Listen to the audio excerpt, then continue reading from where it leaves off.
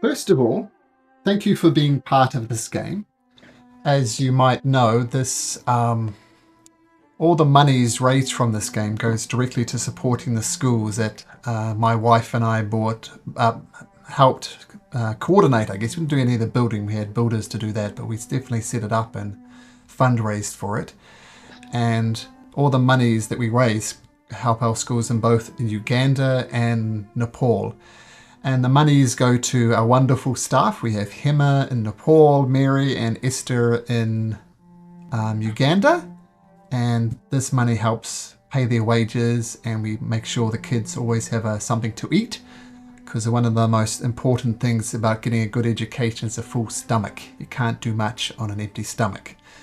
So before we start, thank you, thank you, thank you. My wife and I definitely appreciate that, so thank you.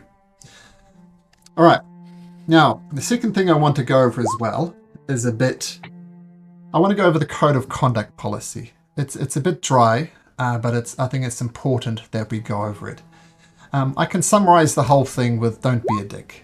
I've played with some of you people before, and I'm sure you won't be, but it's good to go over these things just so we have a nice safe space to do this.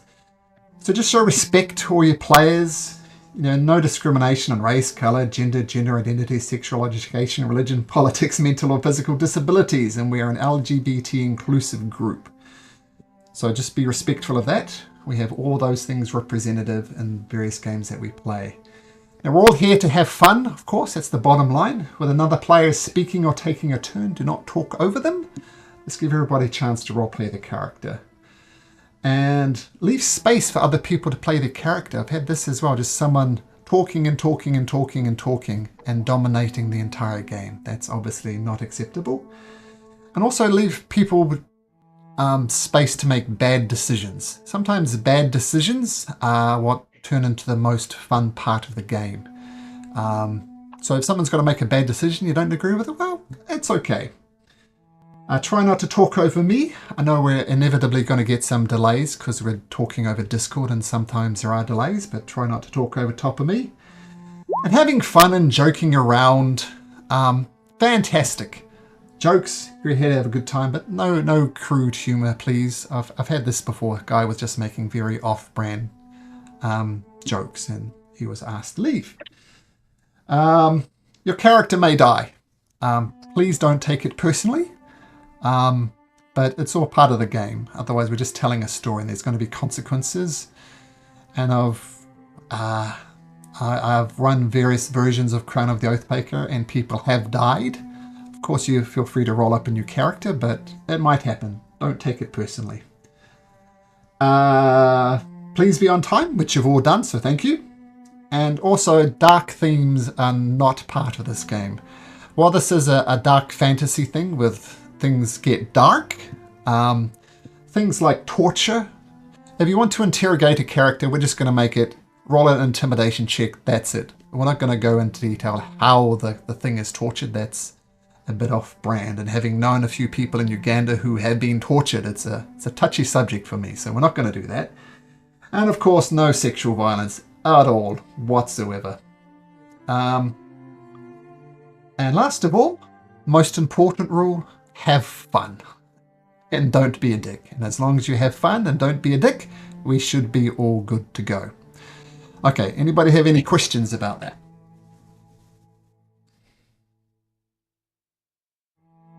I think that's pretty straightforward. Yeah, good. So Glad you laid it out. Yeah. So just wanted to mention it. That's the heavy stuff out the way. I don't anticipate having a problem having played with 4 of you before. But good to go over these things. Now, second thing I want to go over. If you see in Roll20, Silas, for example, has put his armor class and his passive perception in his name. If you could all do that in Roll20, Sora and Silas have done it already. So if you just put your character's name, and you can do that in Roll20 by clicking the cogwheel in the top right and go to personalization and display. I don't know what a cogwheel is. Yours is already set up, Sora, so you're good. Oh, thank you. I could be able to do it till I redo my character sheet, Sure. but I will do it. Sure, it just makes it easier for the for the DM. Yeah. What so information are we supposed to put on there? your armor class and your passive perception.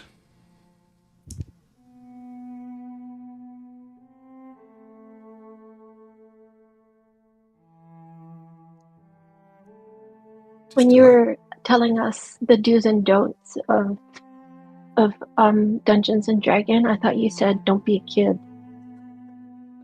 Don't be a kid. yeah. And I realized you're saying don't be a dick. But I thought you said don't be a kid. Yes, I am. Like, what's wrong with I'm originally from New Zealand, but I have a really strange accent. Really strange accent because I've lived in different countries. When I go back to New Zealand, they claim I have a North American twang now. I live in Canada now, so yeah. If I say any New Zealand slang words, which I want to do sometimes, if it's too confusing, just let me know. All right. Okay. How did you say I would be able to roll from So there's a D&D Beyond? there's an yeah, I'll find it for you. I'll link it to you. Oops. Put a link in Discord. Because it doesn't have my race on here, so I won't be able to do it in time. Oh, as I said, we got time. So inside of Discord. Ah, thank you, Incration. He's, I think, watching the stream.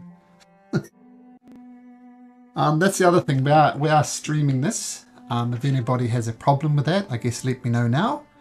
I'm obviously broadcasting my face. You're obviously not required to do that, but we are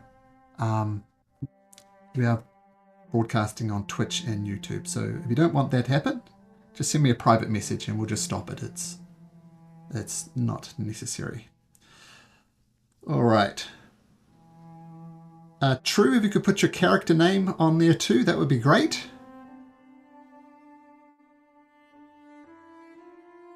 True, if you could put your character name on there. You've got True 3, AC 13, PP 12, but not your actual character name.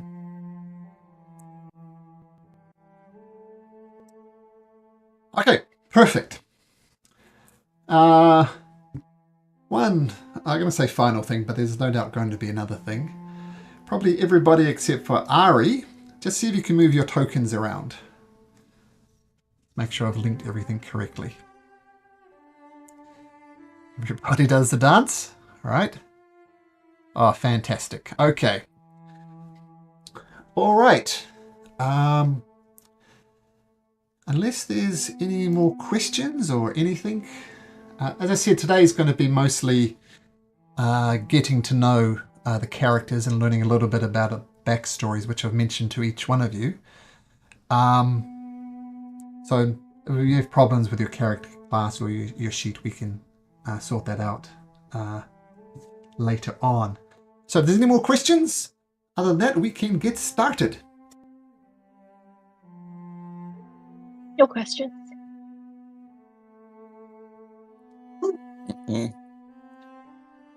Okay. So let's officially start the Crown of the Oathbreaker campaign. So to understand the present, we must first begin in the past.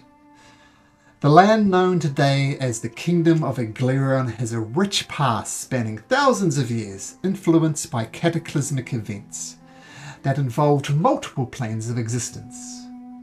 Since the dawn of time and prehistory itself, all the way up to the current state as a monarchy, the land and its rulership has changed many times. Several key events have shaped its past, namely the descent of the Dark Star and its dark angels during the Mountain Fall, where cruel angels ruled the land. They were overthrown by the rise of Sareth and the Shining Light, but even that caused a problem because it turned into a cruel theocracy where only one religion was practiced and everything else was outlawed. Another dark time. But this was eventually overthrown by the King Malkar and Master Arlen the Constructor, the first Archmage of the land. And the Age of Kings, the monarchs, the monarchy age has started, which is where we are at the moment. But all of these events have left deep marks on the history of the realm, and legacies of these dark times can still be felt in the fabric of society. The kingdom is currently ruled by King Waldron Azanar, a highly popular king, because the kingdom of Aglarion is known as a thriving realm. Times of plenty and an open-minded philosophy has resulted in a level of tolerance for beings of all types really encountered in other places. The kingdom is rich, its army strong and well equipped, and the rule of law is paramount under a popular king. But even in these tranquil times, the kingdom of Aglarion is a realm filled with adventure and danger that lurks behind the veil of peace, reaching into other planes and deep into its history. Our story begins. So this is the kingdom of Aglarion. It's a large kingdom.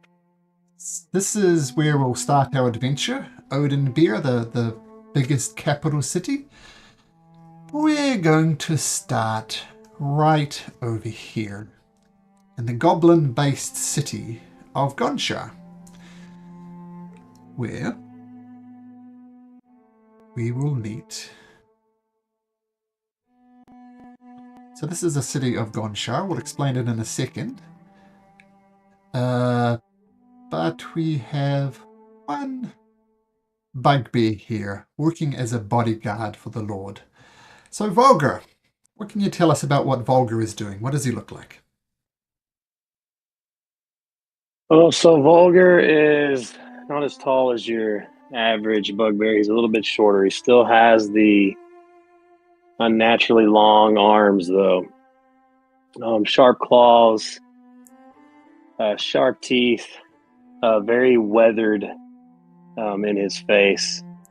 And as far as armor goes, just a little bit of light leather armor, like a chest piece.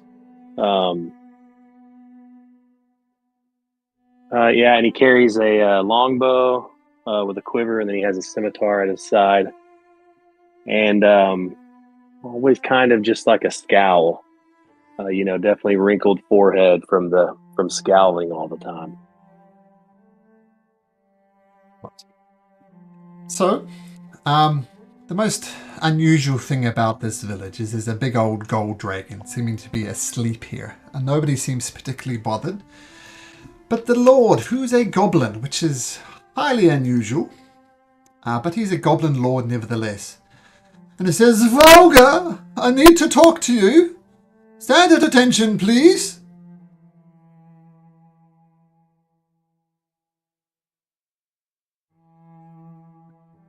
Volgar? Vulgar, clicks his heels and stands at attention. You no doubt Yes, know. sir. That's more like it, sirs. It's to be expected, of course. As I've told you before, the King's Game is coming up in the wonderful town of Oathbreaker. My presence will be required, of course, to, quite frankly, fund some of the prizes. I don't like spending money unnecessarily, but it's all a political game. So, you two there, Stoke, get the carriage ready. We travel for Aglarion momentarily. Yes, my liege. Right, so you go and get the carriage ready. And you and the person called Stonk start the long drive, the long trek to Oathbreaker. The Lord himself is riding in a carriage with 2 horses, and he's driving the horses himself, and you two are forced to walk. Is there anything you like to do along the way, Volgar, or just put your head down and go for it? Maybe a little bit of cussing under my breath as I'm having to walk. I'm a little bit lazy. Stonk, the other bugbear running along with you, says, "Well, don't know about you, but this is a tough gig. You know, we're walking. This is like hundreds of miles. This is rough. You know, one day I'm gonna make it big. You know, I'm gonna be a lord one of these days. Do you have similar ambitions, or what are you trying to do here, friend? I don't know about lords, but you just keep telling yourself that you're going to make it one day. As for me, I'm just going to get this job done. Lord Kabak Goldtooth, he pipes up and says, "Right, I want you to keep your eyes out, boys. We're coming up, we're going to cross through the Mothfangs, and as you know, the Mothfangs, we don't like them. They're trying to take over the entire region, so keep your eye out for those goblin Mothfang scum. And I'm going to ask you to set the tone for the campaign, Volker. Can you make me a perception check at advantage?" So I have gone, so I don't have Microsoft Chrome. I have Microsoft Edge, but I found the Beyond 20 and I added it, but I don't know how now I'm supposed to use it. Just roll in In Beyond, and it should automatically. Yeah. All right, and so what do I need to roll again? Sorry. Perception at advantage. You should keep an eye out for the Mothfangs.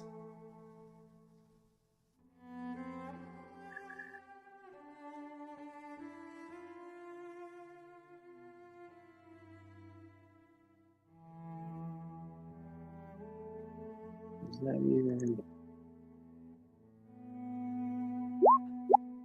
There we go. Came through. But it's advantage, of course, so roll again. Ah, ha, ha. That is the way to start a campaign. Nice. Natural Yeah, dude, that's a 20. vibe check. That's a vibe check. I did this for another group, and they had advantage, and they rolled double natural ones. So, Oh no.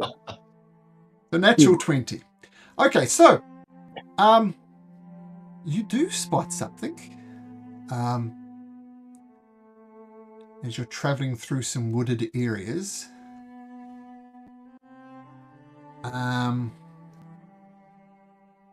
You see some goblins hiding in the bush either side of you. And they look good. Well, we'll move them on a bit, like down here. They're looking as if when you're about to have to deal with this log in your path, they plan to ambush you. And you spot this, Volker. What do you do?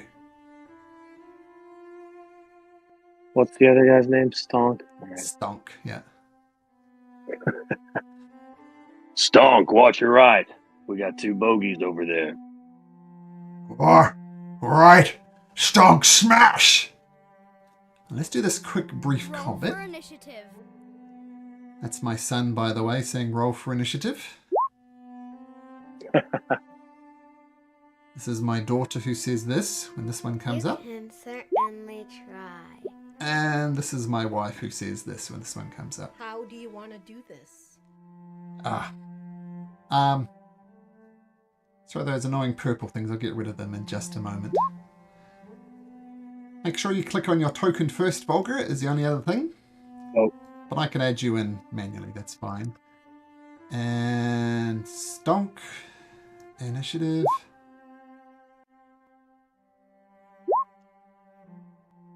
Okay, Volker. You're up first. As the goblins are about to fall that tree to block your path, you see them getting their longbows ready. What do you do, Volker? Right.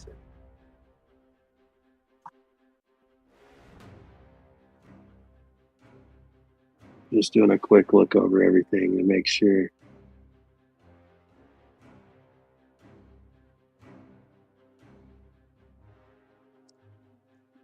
All right, so Volgar is going to jump into action and go ahead. Do I have to click on my token? Is that just for initiative?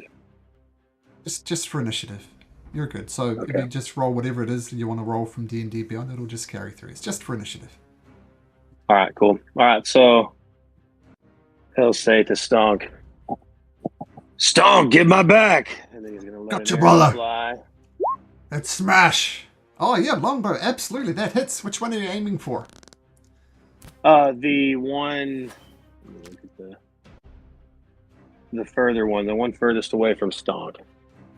If you left click on the screen, you can ping and everyone will see it.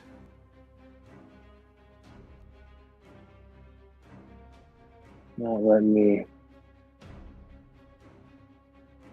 Just hold down the Oh, left there it mouse is. button. Oh, Yep. that guy there. That guy. Okay. Yo. Okay, sure. The arrow flies. It hits. Roll damage.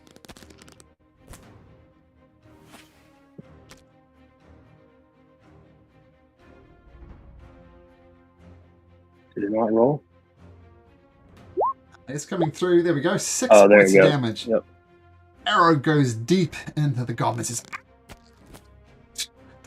boys! It does a lot of damage to him, but doesn't quite take him out. And do you stay where you are, Vulgar? Yes. I forgot about. Okay. Goblin says, and he charges forward, wielding a scimitar, and he takes a swipe at you, and I can see, Vulgar, your AC is 13. Scimitar swings. DM's first roll is an 11, a swing and a miss. Ah! And Stomp is going to say, all right, time to take out the trash. And he moves over there. He gets out his long sword, swings it. And what's it, natural one? Oh, not a good start. Okay. Next goblin is going to rush up to Vulgar once again. It's going to take out a scimitar. Oh, and it rolls a 23, which is going to hit. Take 4 points of slashing damage as he just cuts it across your chest. All right. So 4 points of damage to Vulgar. Lord Kelbuck says, protect me, boys! There'll be a bonus in this for you. Just keep me safe. I fear the moth fangs. He's going to take the dodge action. As another goblin runs up on Stonk, swings his scimitar, rolls a 12, which is going to miss. And the other one right next to Stonk is also going to throw a scimitar. Rolls a 16, which hits Stonk. It's a little... He does 4 points of damage to Stonk. And we're back around to you, Vulgar. All right, so I forgot all kinds of cool stuff that I have. So we'll go ahead and throw Hunter's Mark on this guy Done. to start my round, and then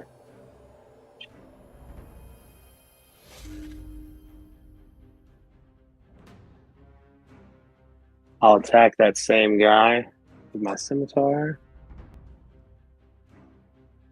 Come on.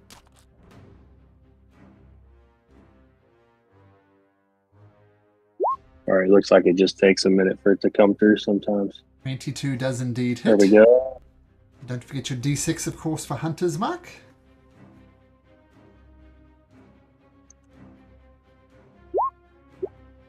I don't even need Hunter's Mark as you cut the goblin down right where he stands. It's a little scream, and he's dead. Nice. Very cool. Is that your turn, And I Vulgar? should be able. I should be able to move the Hunter's Mark to this other goblin before my turn's over. It's a bonus action to cast and then a bonus action to move. But you can do it at the start of your next turn anyway. Oh, okay, yeah. All right. Minor rules, Loring. Okay, the goblin says, my cousin, you can't protect him. He swings his scimitar, but he was too upset about his friend dying, and he rolls an 8. And Stonk says, let's take out the trash again, let's try that again. And this time he cuts down the goblin. And the goblin just, Stonk says, yes, yes. And that goblin's dead. Lord Kubik says, oh, that's good, please. Please keep protecting me, please. And that goblin says, this isn't going at all how we planned it. One more shot, then I'm out of here. And And he swings his scimitar, rolls an 8, and he's going to turn tail and run. Stonk is going to take an attack of opportunity, swings his scimitar, and misses. And the goblin, goblin 1, 2, 3, 4, 5, 6 takes off. That goblin's dead, and we're back up to you, Volgar.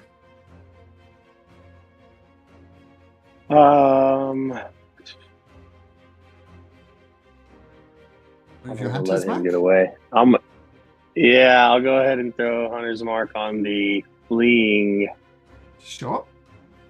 goblin. And I'll go ahead and attack him as well. I don't want to let him get away. Now, it will be a disadvantage since there's a goblin right next to you. I love it. As I said, at disadvantage because this goblin's right Yeah. next to you. So Yeah, it's Damn. coming in.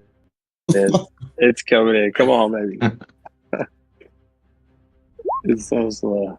still good enough to hit. Still good enough to hit. Yeah. And you can roll damage if you like, but he literally has 1 hit point. So Yeah, he was nothing. Yeah. We'll go ahead and do it just to see. D6, of course. Should be keeping a tally about who has the best maximum damage in 1 turn. All right. Scimitar comes out one more time for you, Volgar. And he rolls a 17, which is going to hit you. Oh, no. Another 3 points of slashing damage. And he says, "Okay, boys, attack! Ah! Frog! And he turns and runs. You can have an attack of opportunity, Volgar.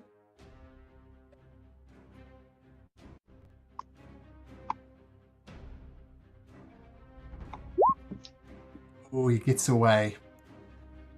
Lord, do you want to chase after him?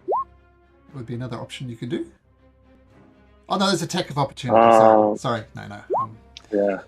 Stonk says, "Oh, get him! 1, 2, 3, 4, 5, 6. 1, 2, 3, 4, 5, 6." So he takes a dash action to get out to him next to him.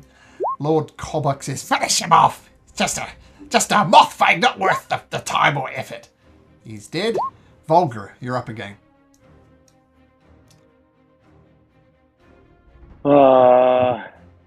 He's still over there. Yeah, I'll throw. Let's see, I've used it twice. Yeah, I'll use my last Hunter's Mark, my 2 freebies, and this is my last one. You can just On transfer that it again. turn to turn. Like you just cast it once and you can bounce it Just around. move it over, even on someone who is, even on a dead enemy. Yep, you just move it on a bonus action, even from a dead enemy. Oh. So that's just the one spell Cool. slot. Cool. Okay. And then I'll attack that guy. Anytime.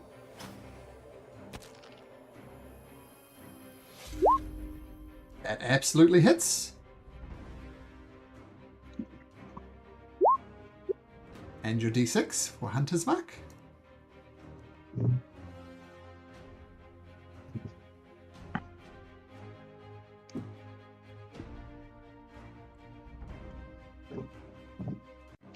Oh, stop working. There we go.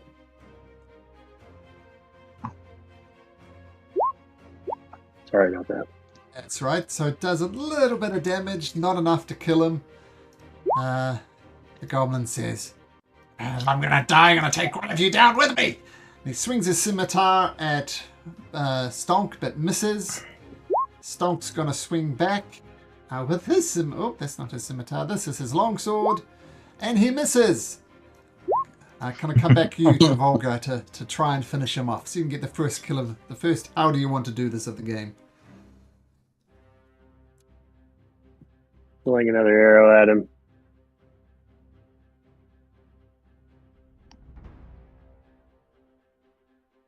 Don't worry, guys. Next time my character will be set up. Oh, that absolutely hits.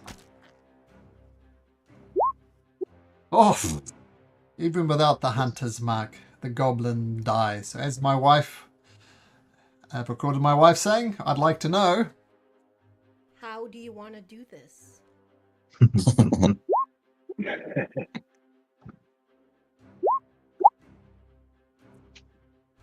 How does describe how Vulgar kills the Oh. last goblin? So he's gonna, take a couple steps toward him, jump into the air over the edge of the bushes, let an arrow fly, then lands right between the goblin's eyes, flat back them. Nice. Very, very cool. Okay. Nice. Lord Cabok says, well done, guys. I'll tell you what. Once you get me to Odenbeer, you can take the week off. Then I expect you at the Gold Tooth Mansion. How does that sound for literally saving my life? Sounds fine, I guess. Fantastic. Stomp says, great. So, eventually, after many days of travelling, the hex is about one square per days of travel. So you can see how far they've had to travel from all the way from Gonshar to Odenbeer. Now, inside, this is the city of Odenbeer. You'll be spending a bit of time here initially. And just to note, if you hover over the numbers, it'll tell you what's at that location. And some of these locations will be familiar as time goes by. But Vulgar, as you enter the city, you are completely overwhelmed. This is a whole different place than Gonsha ever was. But you see this man who goes by the name of Wordsplasher. And he says, "Ha ha! Welcome to the mighty city of Odenbeer. I recognize a lost soul when I seen one. Would you kindly join me for a tour and I can show you the sights and sounds of the city?"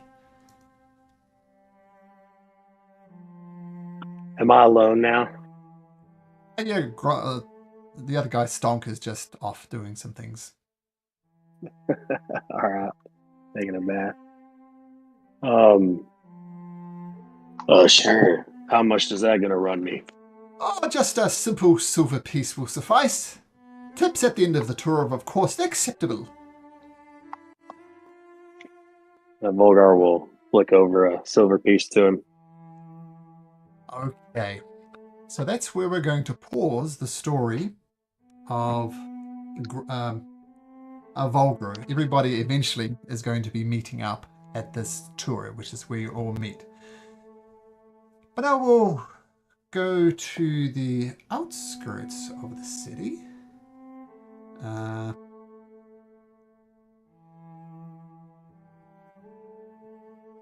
Just a second, just getting my notes together.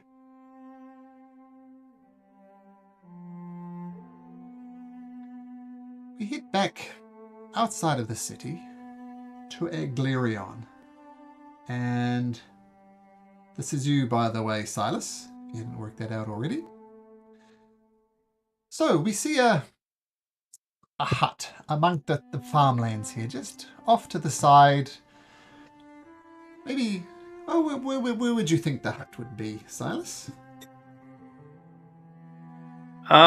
It'd be closer to like a forested area if there is, or like a grouping of trees.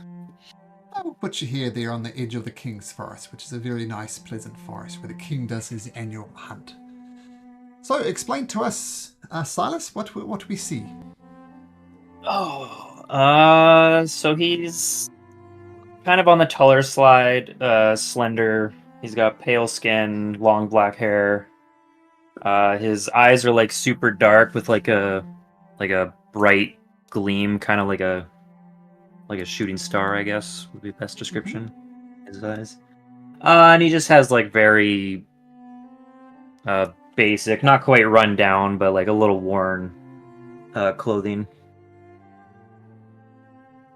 What does a typical day in the life of Silas looks like? Ooh, you're asking all the questions. He'll like go out into the forest and he'll observe any plant life or wildlife that he sees and just study them. So living Just something to kill the time. Living this secluded life. I mean, you see the occasional lumberjack and coming from Willow Creek, and they give you a nod knowing that you like your solitude. And this carries on. How long before things start happening, how long is he living this hermit life for, Silas? Oh, jeez. Like a year, 10 years? Honestly, he wouldn't even know how long it's been. Me, I would say like 10, 15-ish years. He's so engrossed in his hermit days that time has lost its meaning, I guess? Yeah.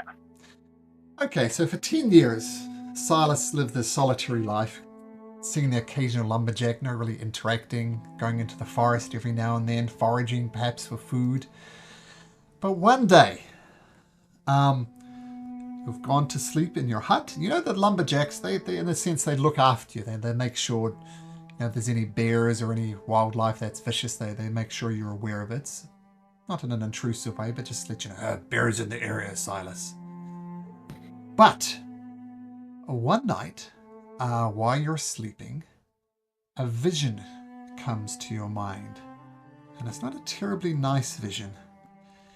You see the land of a Glarion that you know and love. You know that it's a thriving realm, and only there's an occasional skirmishes, but things are good. You know that it's ruled by a popular king. You know it's well defended. But you see a vision. It's as if you're looking down on the map as you see it as players. And above the map, you see 3 old ladies with claw-like fingers. And they're just ripping across the land, causing fire and destruction wherever they can. Then they all simultaneously clap their hands and rain starts pouring down, pouring down. You watch everybody, you watch the lumberjacks just get slaughtered by these horrible, horrible old hag-like women. You see towns ripped asunder, you see Oathbreaker destroyed. You see Southkeep, the defending town to the south, destroyed. Everything is just ravaged and destroyed until nothing but death and destruction remains. And then, bam, you wake up from your vision. Silas, can you make me a Constitution saving throw, please?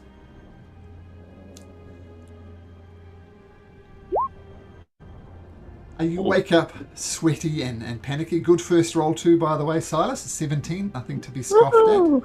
at. Yeah. And Tough guy. you've some of your ancestors, some of your people, you know this is not only a nightmare, but it's a prophecy. You have seen something bad that is going to happen to the kingdom. Will the prophecy come true or not? You don't know, but you know it's a prophecy. So what do you do, Silas? In a panic, he'll grab like the bare minimum from his hut, and he'll make haste to Oathbreaker to try to warn someone without sounding like a crazy person. The end is nigh. Okay, you rush Yeah. into Oathbreaker. The gates are open, welcoming, friendly. Where do you go? To any like guard station or barracks. Okay. You go to the house of the soldier, all the way down here at number 63, and a red cloak comes and is prepared to listen to you. And some of you who know the town a bit better, people like Ari, who's lived here for a while, will know that red cloaks are the lawgivers and the court all combined in one. They can pass judgment on people and sentence them all in the same breath. They have to study the law for 10 years, but they're generally very well respected. And Nathal Wester says, all right, well, what seems to be the problem? You're causing quite the ruckus. I'm gonna just sound like a crazy person. He's gonna like in great detail like describe the vision of how like there's these 3 hags that are gonna wreak havoc over all of Aglarion, and that Oathbreaker is gonna get destroyed, and that the people need to be warned and prepare and ready themselves for this cataclysmic event, I guess. You notice Nathal Wester is taking down the first part of your statement, but he kind of stops and stares at you as you relate the latter part of it. Can you make me a persuasion check, please, Silas? you want to know something funny? I did have persuasion as one of my proficiencies, and I changed it today. Which is unfortunate. You're not from around here, are you? I live outside of town, yes. Outside of town, exactly. Well, I've taken down your statement. I'll place it in the appropriate filing system, and if anything vaguely like what you said come true, I will let you know. Like I'm unbound to follow up on this. Check with our clerics, check with our soothsayers, see if they agree with what to do, which is just going to be a ginormous pain in the butt. So I know you're not from around here, but you mind hanging around for the next few days until I contact you again. That would be very much appreciated. He'll nod in agreement. Do you know your way around town? I don't come into town too often, so not really.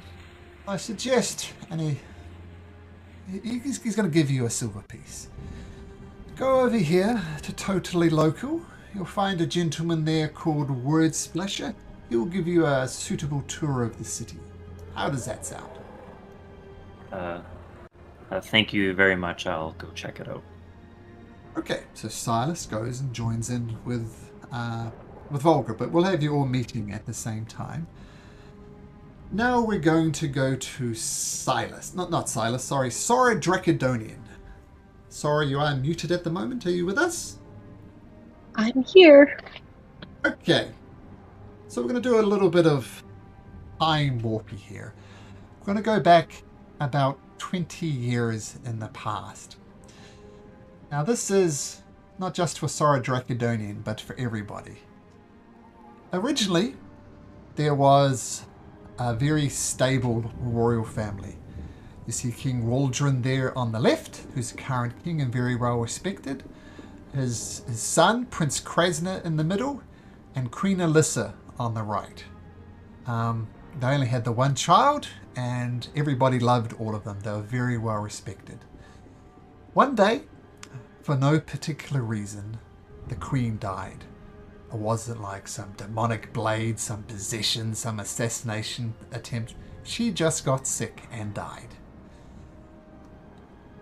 Soon after, the king remarried, and he married this person, Queen Laurentia. And it was a bit of a scandal at the time because Queen Laurentia started as a servant girl in the palace, and after the queen died, she married fairly quickly, and a lot of people thought this was quite scandalous, but what can they do? Kings will do what they want, because what the king says is his literal law. And Sora Dracodonian, at this point in time, you're a respected member of the royal army, the people tasked with protecting the king. And just recently, there is a baby born called Princess Athena. And at the moment, you're with your good buddy, Lord Simonda, who's the commander of the Queen's forces. And you're looking at this baby. Now, Sora, you know Yes. how all babies kind of look cute eventually? This one is about 3 months old, and its eyes are different shape, its head's too bumpy, its fingers are too long. Not like absurdly so, but it's a very ugly baby. Oh dear. And Lord Simonda, as the prince and the king and the queen, they're all doting on this thing. And the queen says, "Oh, isn't she adorable, Sora? Isn't she lovely?"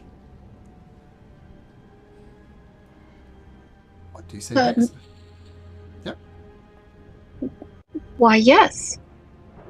What a lovely baby. Sora, make a deception check, because it's not a lovely baby. It's not, but I don't know them yet. If I say that it's not a lovely baby, then Well, it might be a might hurt lovely me. baby, but it's a terrible looking baby. Might have a good soul. Can you make that Okay. deception check for me, nevertheless? Perception. Sure. Is that the top left? No. No. Let me bring up a character sheet, and I'll tell you, and I can direct you. Perception. So you see, Middle part? in the middle part, you see acrobatics, animal handling, arcana. Yes. Scroll down a little bit further, and you'll see deception with a +3. So click on that, Deception +3. Okay, Yep. here I go. and let's see your I first clicked on roll it. It's a 6. or a 9. I'm not sure what that second one is, but that's all right. Okay, That's so okay. the Queen looks at you and says, maybe it's best if you just leave us. We'll take care of the baby. So please excuse yourself, Sora. All right. I will excuse myself. I leave. Lord Simonda comes with you, and he says, well, let's hope that baby has a good soul, Sora, because it doesn't look great. Do you know? I mean, I don't know. She's going to be a princess. She's going to be raised with a spoon in her mouth, a silver spoon in her mouth. Do you think she's going to be a good person, or will her mood match her appearance? I feel this is almost treason talking about this, but what do you think? I certainly hope she's going to be a good person, and I think if we continue to treat her as a beautiful person inside and out, she will just become that. Oh, you speak wise words. This is why I like you as my right hand woman. You have wisdom beyond your years, Sora. And you've gone to many battles with Lord Simonda at your side, and you've rose through the ranks, so you're quite respectable. Okay, a couple of days go by, and all of a sudden, there is panic in the palace, and Lord Simonda says, "Sora, the Queen has been kidnapped. Quickly get the horses together. We're going to put through a troop. Quick as you can. The Queen's been kidnapped. Quick as you can." What do you do, Sora? Okay. Yeah, I get the horses and be as quick as I can. Awesome. Joining you on this rescue mission is the king himself, King Wardren Azanar. He is noted as a expert swordsman. He's probably maybe the best in the land. The young prince comes along as well with him, Prince Krasnar. And there's a couple other people as well. Lord Simonda joins on the journey. The Master Archmage, Master Eden, comes along. And a cleric as well, Father Lester, comes along. And you start... Yeah, it's quite the troop. Don't worry if you can't remember all of them. But they're all coming along. So all gallop along the plains of Eglarion, following leads and clues, and eventually, after several days of travel, Father Lester says, I think they've gone to the Fey Realm. And look, that's the entrance to the Fey Realm. And before you, Sora, you see a tree. The trunk is about 30 foot wide and it's quite tall. But the thing that strikes you immediately is there are many, many eyes on the tree. And Father Lester says, "To the Fey Realm!" And he gallops and the tree opens up like a doorway and he rushes in. The prince rushes in, the king rushes in, Lord Simonda rushes in, Master Eden rushes in. Do you rush in too, Sora? No, I don't want to rush in yet. I want to check out what those eyes are, or what kind of people are in there. Okay. Make me a perception check. So this is just below your deception. So go down. They're all alphabetical, so go down to perception. It's +2. The +2. Yep. Okay, here I go.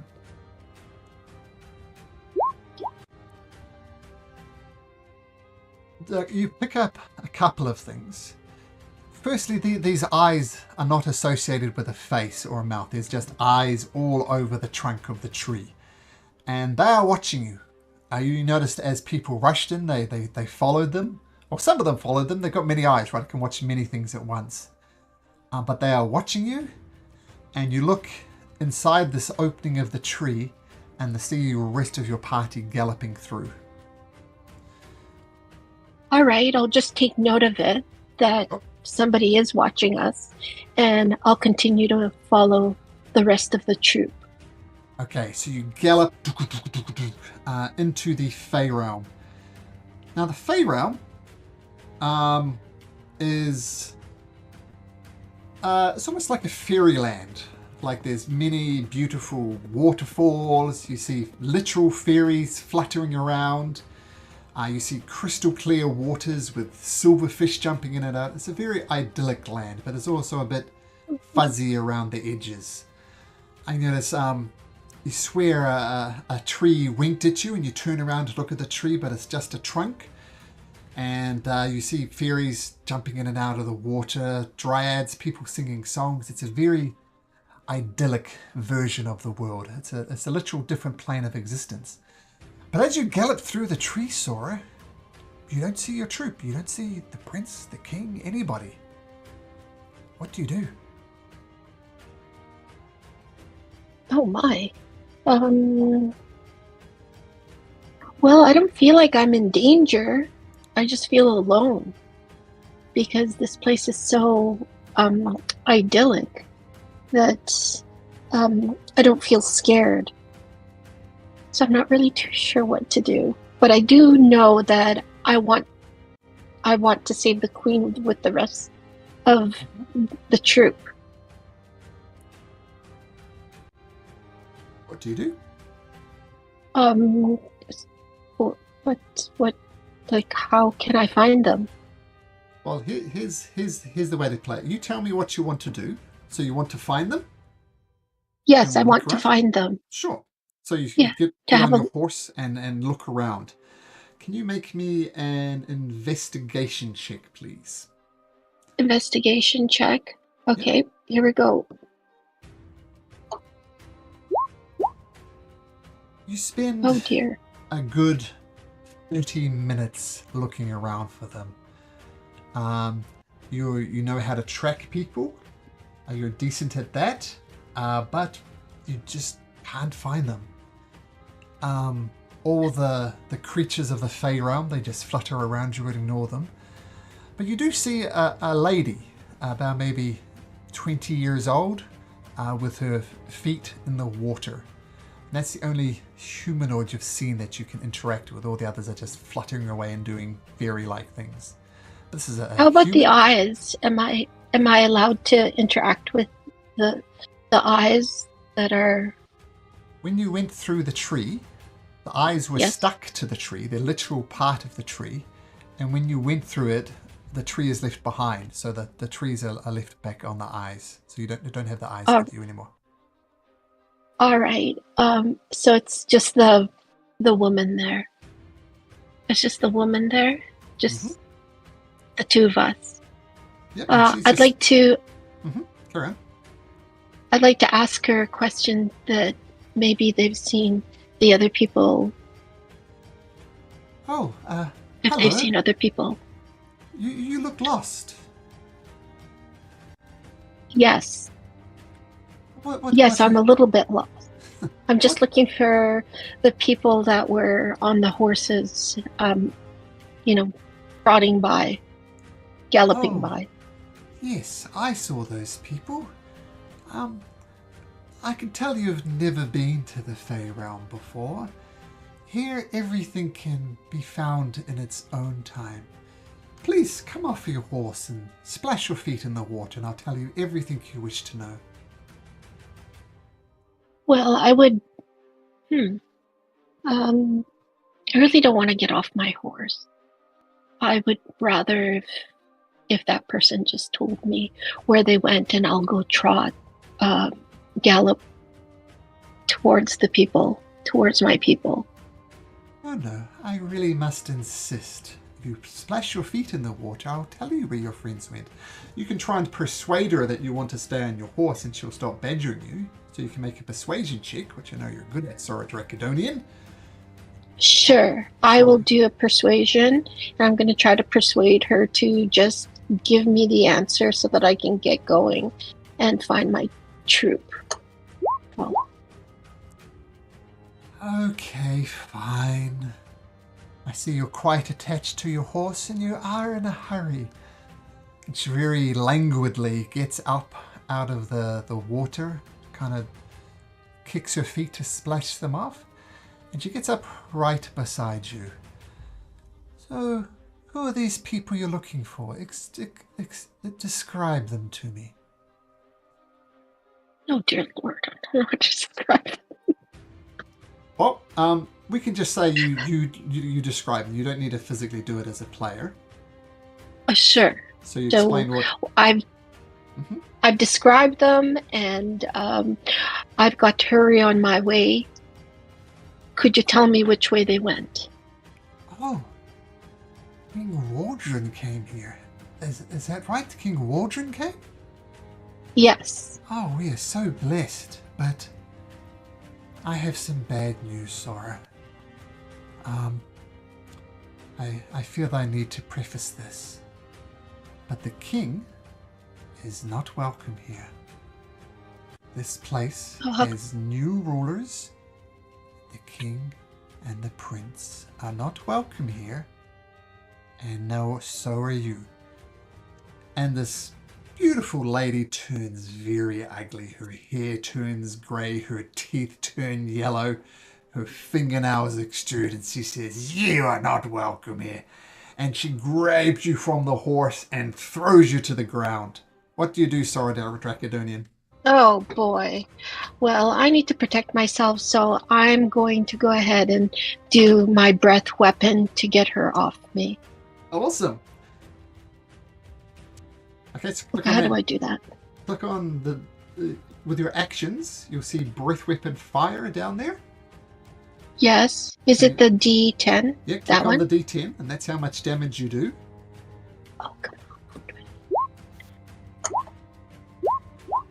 Okay, 7. And notice it says dexterity save 11. That means it Yes. gives her a chance to get out the way. I'm just going to roll a D20 plus 1. So she dodges out the way as the fire explodes on her, and she takes 3 points of damage. And she says, "Oh, you're a feisty one, aren't you?" And she takes her claws and digs them deep into your chest, piercing through your plate mail armor that's issued by the crown. And she digs it in, and she digs it in. And she's got you pinned. You feel the life draining away from you as her claws dig deeper into your chest. Sora Dracodonian, what do you do? What do I have? I have a great sword. You do? Crossbows too far. My greatest weapon, I think, would be my breath again, because she's so near me Sure. that if I give her one... Okay, here I go. Oh dear. Oh no, that's good. That's the maximum. Let's see if she Oh, dodges is out it? the... Yeah. Well, you rolled a D10 and you got 10, so can't do better than that. Yay.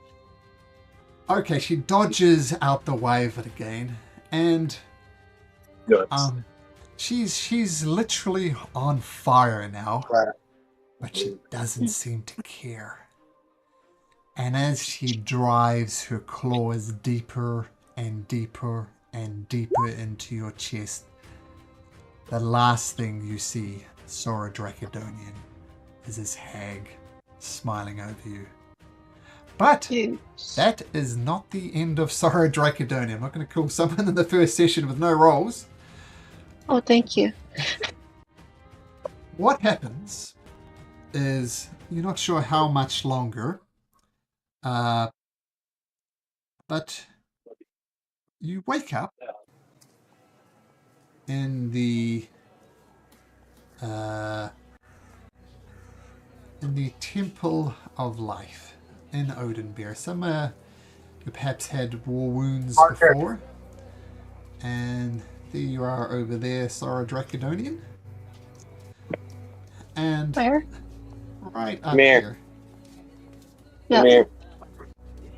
Okay. For right now, you can eat right here. Feeding listen. their dog. Because he's showing a map. He's showing it. Once you see how it works.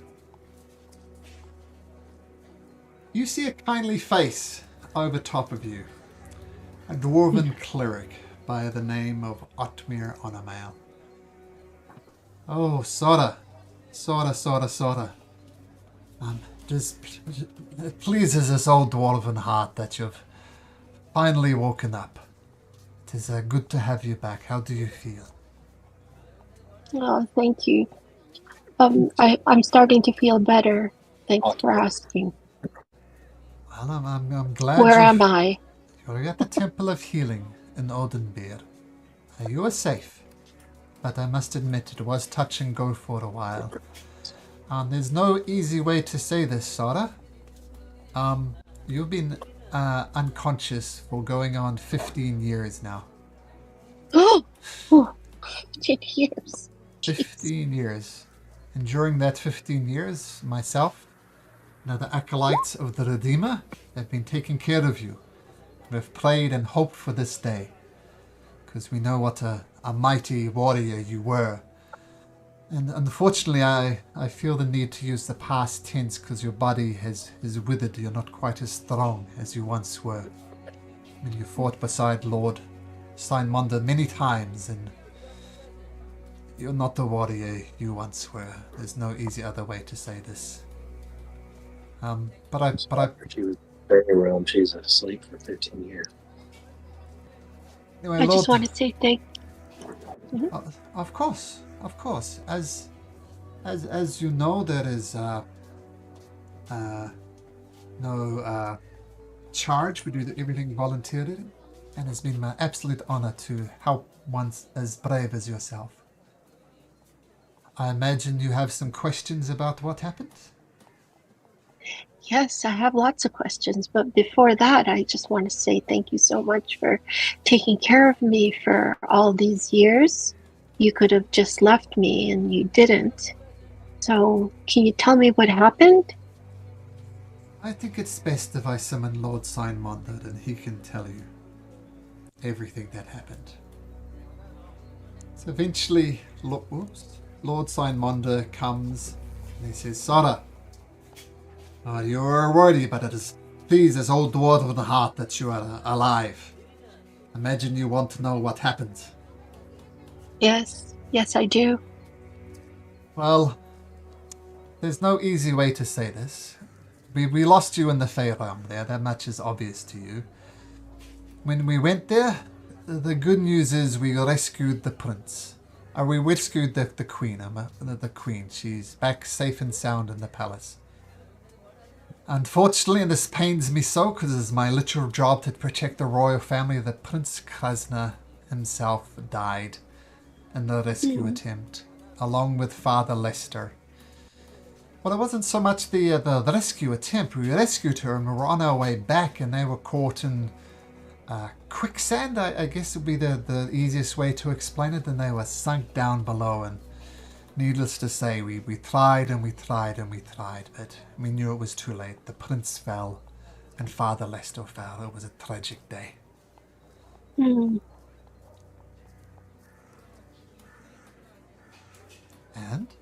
after they fell, we found you, and we thought you were dead, and we were preparing to do the funeral rites, but there was a flicker of life in your eyes, Sora, and we brought you back here where Father Oathbreaker Onamail brought you back. You're safe now. Oh, thank you. The last memory I had was just fire and claws. So, seeing you is delightful. Oathbreaker Onamail comes back in. Alright, Sora, you're not out of the woods yet. And over the next week or so, they help you start walking again, start feeling your way into your body. As you look around, Odin Beer is quite different than what you remember from 15 years. It has changed quite a bit. And Lord Signmonder says, all right, Sora, I think it's, remember old Word Splasher gave those tours? Maybe go along on one of those tours and familiar yourself with the city once again. I think that would be the wisest thing to do at this point. What do you think? All right, I'll do that. All right. So Sora Dracodonian will also be part of the tour. Okay. Now we're going to switch out to Aglarian once more, into a very famous restaurant called the Weary Ogre. Inside, well, why don't you explain what, can I make sure I get this pronunciation right? It's Itori? Is that how you said? You could say Ettore or Ettori, it doesn't really matter. Itori, that sounds better. So Itori, explain what your character looks like first. Okay, well, Ettore, he's a half elf. He has some high elf descent, so he has pretty fair skin. He has his black hair cut very neatly, and he uses some sort of like grease to pull it back, so he looks very kept. He works here at the Weary Ogre as a sous chef, and he runs a tight ship. So his smock, although being in the kitchen, is completely clean, and he works with precision, and he also delegates with intention. So anyone who he's working with knows not to step on his toes and to do what he says, because it always turns out all right. But if they don't, they know that there's gonna be some fire and brimstone.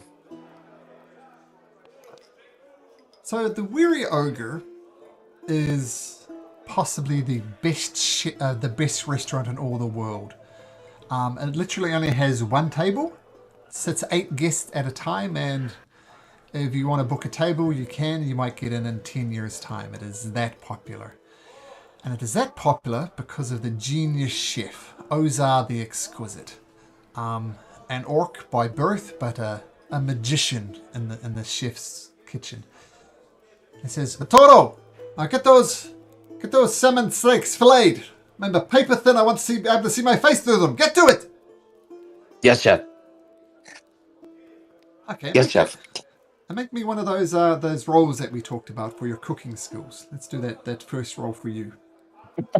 Okay. I don't know how I should do it. Should it be, I think maybe performance, right? Performance, yeah. Performance works for you. Go for it. And your first roll of the game is slowly coming. Ooh. Look, Toro, we mentioned this. I need you to cut it paper thin. And he takes this salmon and just throws it in the bin. This is unacceptable. Do it again. Yes, chef. And do it again. Make another performance check. Oh, wait. It's just worse. He doesn't even speak to you this time and throws the salmon fillets in the thing. Okay. One more time.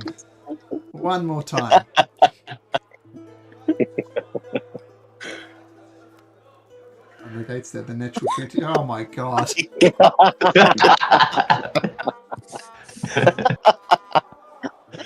I'm so sorry, chef. Chef, I apologize profusely. I need to sharpen my knives. I need to make sure that all the fillets are correct. Wait, I do not know what is happening today. I apologize. And he puts 2 pieces of bread on either side of your face and says, "What are you?" I am an idiot sandwich, chef. You're an idiot sandwich. Do it again. I am an idiot sandwich. Okay, go. One more time. Do you want me to roll again? Yeah, I do. What do you run? A 4, a 1, and a 1. Oh god. Oh, there. That's a good one. That is acceptable. Now go present the salmon fillet with a duck confit with a side of arugula. Please present it to the table. So you take out the main dish, and all the other lower chefs serve the other ones, but it's your job to describe the dish. Okay. We have a salmon fillet taken directly from the river, right off of the side of the Azo Bridge. It is filleted, flambéed, with a duck confit and an arrangement of arugula and fresh herbs picked from our garden. Please enjoy. And they do enjoy it. It is magnificent. You can tell about half the guests are there to savor the meal. They're taking their time biting it, and some of them are there because they want to be seen to be there, because the weary ogre is not cheap. Eventually, more dishes come out, more bits and pieces come out, nice desserts and coffee, and it's a full 7-course dinner. There's nobody orders anything, it just comes out, and Ozar the Exquisite, being the genius that he is, just makes up the plates each day. Eventually, the guests leave. They leave a hefty tip, which is distributed amongst the sous chef and the other chefs. And Ozar the Exquisite says, "Look, lad, what happened tonight with those fillets?" Chef, I have not been sleeping well. I've been trying to keep up with the new recipes. It's been a long time since we have cooked fish. There is no excuse. I will do better. That is no excuse, but your reason is you're tired. You know what time I got up this morning? You know, because you got up with me. 4 a.m. Now we're closing close Yes, to sir. midnight. This is the life of the chef. It's what Yes, you want. chef. It's what you're going to get. All right. Despite the absolute disaster tonight, I see a future for you. And the future, I've made some arrangements. It's not going to be here at the Weary Ogre. I've managed to get you a gig in Oathbreaker, where you can be the head chef. Now I need to ask you, do you feel ready? I've never thought that this opportunity would be presented to me before, nonetheless from you. I believe I was born for this, chef. I believe you were so too. I mean, we all have bad days, and dear God, did you have a bad day today? Yes, chef, I did. All right. Chef, may I ask, on bad days in which you've had, how have you gone past them and learned? Practice, practice, practice. A lot of people think cooking is an art, and it is to some extent, but you can't forget your basics. Keep your knife sharp. Practice, practice, practice. Yes, chef. All right. Now, this gig is with the Wiltamer family. And the Wiltamer family is quite possibly the richest family in all of the realm. Some say they're even richer than the crown itself. So they're a very well-connected family. I can also say they are difficult, but do your best. So I guess pack up your knives, and I wish you good luck, and make your way to Oathbreaker. Thank you, chef. I will make you proud. I'm sure you will. Just watch your salmon steaks. So you're gonna have to remind me how to say your name again. I've forgotten already. What's a good way to pronounce it? Ettore. Ettore. Okay, so say the E. Yeah. Ettore. Okay, so Ettore travels, crosses the Azure Bridge, and enters the town of Oathbreaker, where he makes his way to the Wiltemmer Manor, which is somewhere on here. Is it 71? Yes, 71. There we go. All right, but just before we get there, here's someone who is working at there already. So, what do we find Ari doing in the Wiltemmer Manor? Probably tucked away writing letters for the family. But she would probably, if there's a new chef arriving, she would probably like emerge and want to talk to him. The new chef is going to arrive in a little bit. You have time to run some errands before the chef goes there. You know that the Wiltemmers are generous, and you know that the Temple of Life relies on their funds, and they've given you a task to take some gold pieces to the Temple of Life as one of your first errands.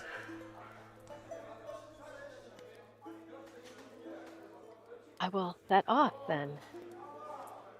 So the Temple of Life is 123, which is where we met Sora as well.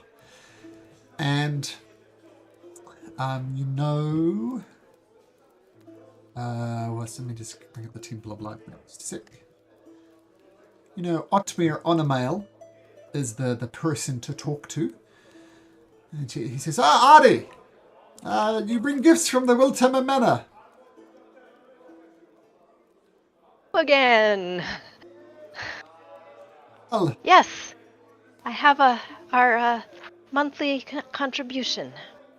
well, be sure to tell the Lord and Lady how much we appreciate it, as I know you do. This Of course. literally keeps this place alive. As you know, we don't charge a penny. We rely on the generous donations of the Wiltemmers to keep this place up and running. So please pass on my absolute kindest regards to them, and thanks a plenty. I will. Do you have any particularly challenging cases right now? Oh yes, we do. Let me introduce you to Sora. Sora, do you want to unmute yourself there, if you're able? Sora Dracodonian. There we go. There we go. I couldn't unmute myself. There we go. That's fine. So you see, one of the staff helping Sora walk, and says, Sora, a moment, please. As you know, we do not charge a penny, and we rely on the generous donations of the nobles. And young Ari here brought a very generous donation from the Wiltemmer family. So Ari, this is Sora. Sora, this is Ari. And without Ari as a go-between, we wouldn't be able to run this thing. Oh, well, thank you very much, Ari. That's very generous of you. Well, it's not me particularly. I just bring the money. It's from the family. But so glad to see that you're getting some good treatment. Yes. Thank you. So, would she be famous, like for this rescue? Like, would Ari have heard of her name? Ari's an elf, right? Yes. And you, yes, absolutely. You know that Sora and everybody else bravely tried to rescue the Queen, which they did, but the Prince died and Father Lester died. So Sora is known. She's got a reputation as being an honourable person who almost gave her life to save the Queen. So yes, you would know the story. Yeah. Oh, are you the Sora who helped save the Queen? Yes. Oh, wow. That's fabulous. Yes, we went through the forest and yes. Sorry, I don't really have my memory yet, but once I remember, I'll let you know.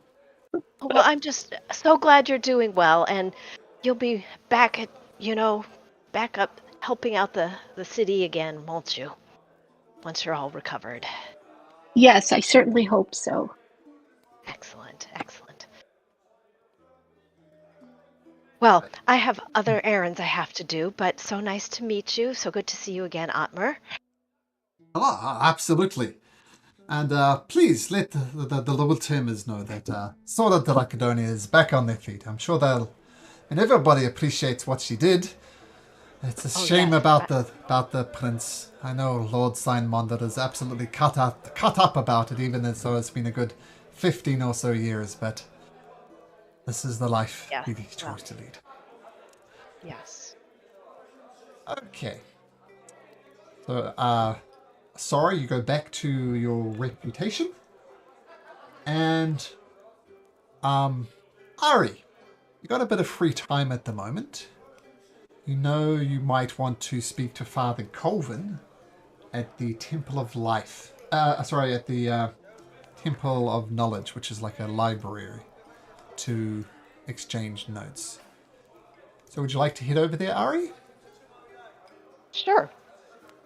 Finding the exact place. Temple of Knowledge, 72.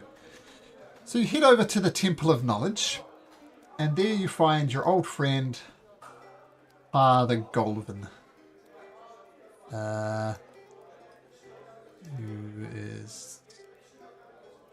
Who is missing from my handout sheets. But Father Golvin says, Ari, nice to see you again. I'm afraid we've made not much progress on the construct, but we have some research to be doing, and I'm hoping you could help with that. Oh? What do you need help with? Well, you see the pneumatic pumps that are connecting the arms to the torso of the creature we're designing. We're not just getting enough power through there, so we're looking for solutions from it. We're hoping your expert eye might be able to help us tinker with this a little bit. Oh, well, I could look at it, but, I'm still learning. Well, I know. A good way to learn? A good way to learn is by doing. Yes, absolutely. Okay, can you make... do you have your character ready? I do, but I don't know if it's connected to the game. But what would you like me to do? And we'll see if I can show up in chat. That's a good question. I'm not sure what the... Just make me a general dexterity check, so D20 plus your dex. Oh, dexterity. Oh, no. Oh, dear. Roll for initiative. Oh, that's not the right button, but this one is. Oh, sorry, my daughter's just come in for a visit. Just a sec. I'm not alone. Actually, Hey, daughter. Ice cream, because we came back from Not the one. I mean, I ever got ice cream. Yeah, well, I have a 0, so so I can actually get a 1. I'm actually working at the moment, right? When does your work end? Later. I need to get... Dude, rolling those 2 nat 1s was Which is it? killer. And also, since it's my birthday week and I asked you yesterday, I'm gonna also come back down here just for you to turn on my iPad because I was just charging it. Okay. I missed. I gotta get back to it, okay? I just want to see if this fits. I'll be back. Okay, so natural 1 Ari. That's a great way to start character. Explain how you stuff up this pneumatic connection. Well, she's kind of looking to see if there's any leaks in it, that maybe the fittings aren't quite tight enough. And so she's inspecting that and moving it up and down and seeing if there's any leaks. And also if maybe it needs a little oil or, yeah. Yeah, well, whatever you're doing, it's not working. And Father Golvin says, Well, at least hopefully you will learn from your mistake, Ari. That's all we can ask for, of course. Yeah, I might have to go back to the drawing board on this part here. The library is always open to you, as you know, so feel free to come back and tinker anytime you like. Thank you so much. Okay, and by this time, it would be time to go back to the Wiltammer Manor to meet the new cook. And so you rush back there. The new cook arrives. And what's the first thing you do, Ettore?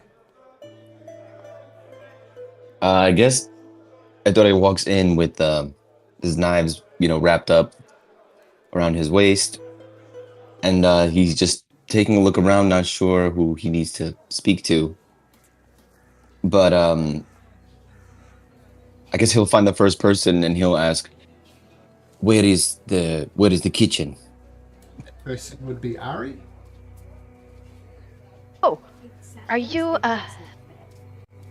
our new chef? Yes, I am. I come from the Weary Ogre, working from and with Ozar the Exquisite. Oh yes, you'd come with the highest recommendations. We so appreciate that you come to help us out in the kitchen. Yes, Or to run the kitchen, really. Yes, I will run the kitchen, of course. What is your name? I'm Ari, so I'm secretary here to the family. Amazing. So if I need any orders for food, I come to you. No. No. I don't order food, no. I'm sure there's Oh. people in the kitchen who do that. Okay. Would you please escort me to the kitchen? I will. And she'll walk him over there. Okay. So as you're talking to the sous chefs, and because you're the head chef now and making the meal, make me another one of those performance checks, please. Let's see if you impress the Wiltammers. I got a good feeling about this. Please. Okay. All right. Oh, not bad. Okay, so you prepare lunch up to the Lord and Lady. And it's just the Lord and Lady. There are no children. It is just the two of them. And they sit on those classic tables, with a lot of room in the center. And it's a long table and they sit at each end.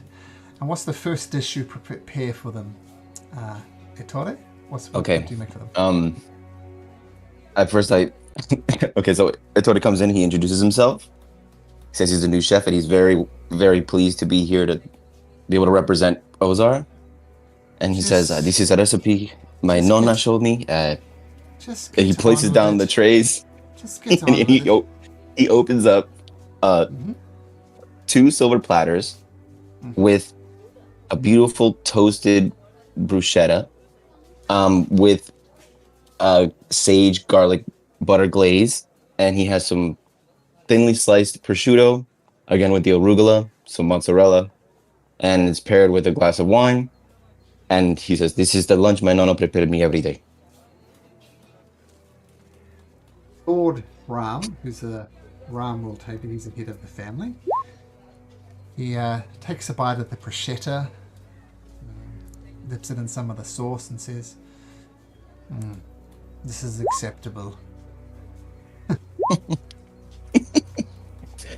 I am pleased. Silas and Sora are enjoying the meal, and Thumper too, perhaps. "This is acceptable. You may go now."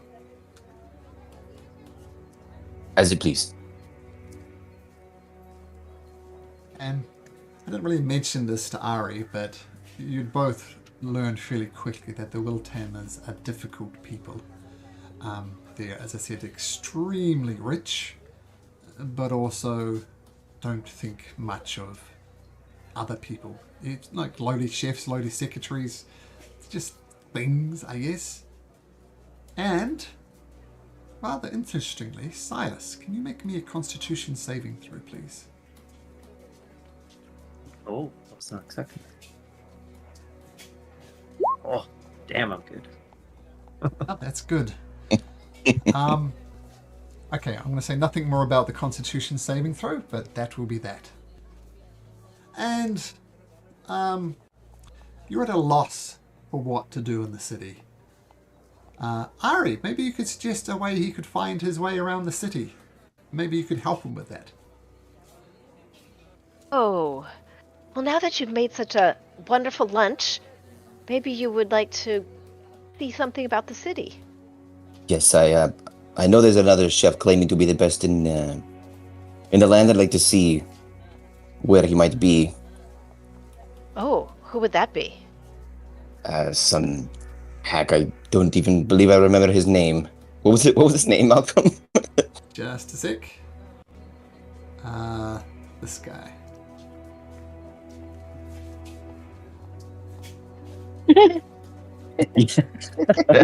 This guy. Yes, I'd like to pay him a visit and see how he runs his kitchen and what food he prepares for his people. It can't be anything good. Oh, spying on the competition, huh? It's not competition for me. Oh, okay. Okay. He wouldn't happen to be at the place where the tour guide is, would he? Tour guide will include the trip to the I forget what it's called, but there's a place where you find it, and it'll be part of the tour. So And where's also- the tour gathering? At number 2 over here, at Totally Local. Oh, okay, way on the other side of town. Okay, so we go for like a nice little stroll. Yeah, so well, she would probably like take you along the river and point out the sights. Okay, I think Ettore realizes that he's gonna be around you a lot more. You're like his first point of contact in the city, and he's like, "Will you tell me a little bit about who you are and why are you here?" And I became a Oh. chef because this is what I want to do, but I don't know why you want to be filing papers your whole life. Oh, I don't file papers. I'm a calligrapher. I'm a scribe. I do beautiful writing. I write correspondence and invitations and So it's an art form. yes, that sort of thing. But no, but also I like creating things. Like the way that I make the dishes, you make books. What do you do? Well- What do you make? Well, no, that's my job. No, I like making, little creations that can move around, or help out somebody, or, do something. Ah, Yeah, little, like Little- little machinations, machines. little machines with a little bit of magic added in. Yeah. Could you make me something that will automatically fillet a salmon perfectly? I'm not sure I could do that. I will pay you handsomely.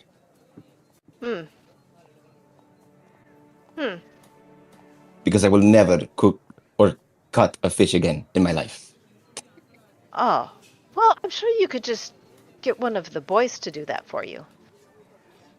I don't think I can trust them as much as I can trust you. Oh, well, really? Well, I've actually never cut up fish, I don't think. But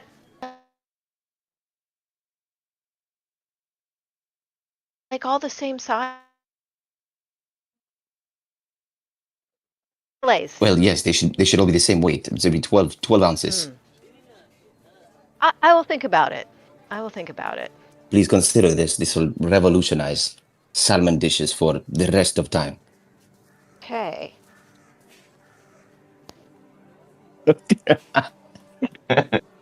Right. So Ari and Ettore make their way over to Totally Local. And as I said in the Discord, you all need to go on this tour. After that, feel free to do whatever you like, but we just need a starting point for the party. And it's not going to be an inn this time. So you make your way over there. And last, but certainly not least, and I apologize if you've been sitting there waiting patiently, we're going to swing over to the town of Harveston, which is all the way down here. And Well, first of all, describe your character, Thumper. All right. Well, Thumper, he's a Haragon. He comes from a long lineage of farmers and agriculturally centered family. He has stark white fur, and he's the tallest of his family. He wasn't always this way. He has a lot of fur, not like your normal Haragon. If you know what a lion head rabbit is, think of that version of a Haragon story. And he has, I mean, the portrait shows like reddish eyes, but I prefer him to have yellow eyes. And he's just in normal, I guess, common garb at this point. And yeah, he has a little accent because he's from the plains, the farm. He's a regular country guy. You're at Harveston. This is what Harveston looks like. And it is the time at the so-called Cattle Fest.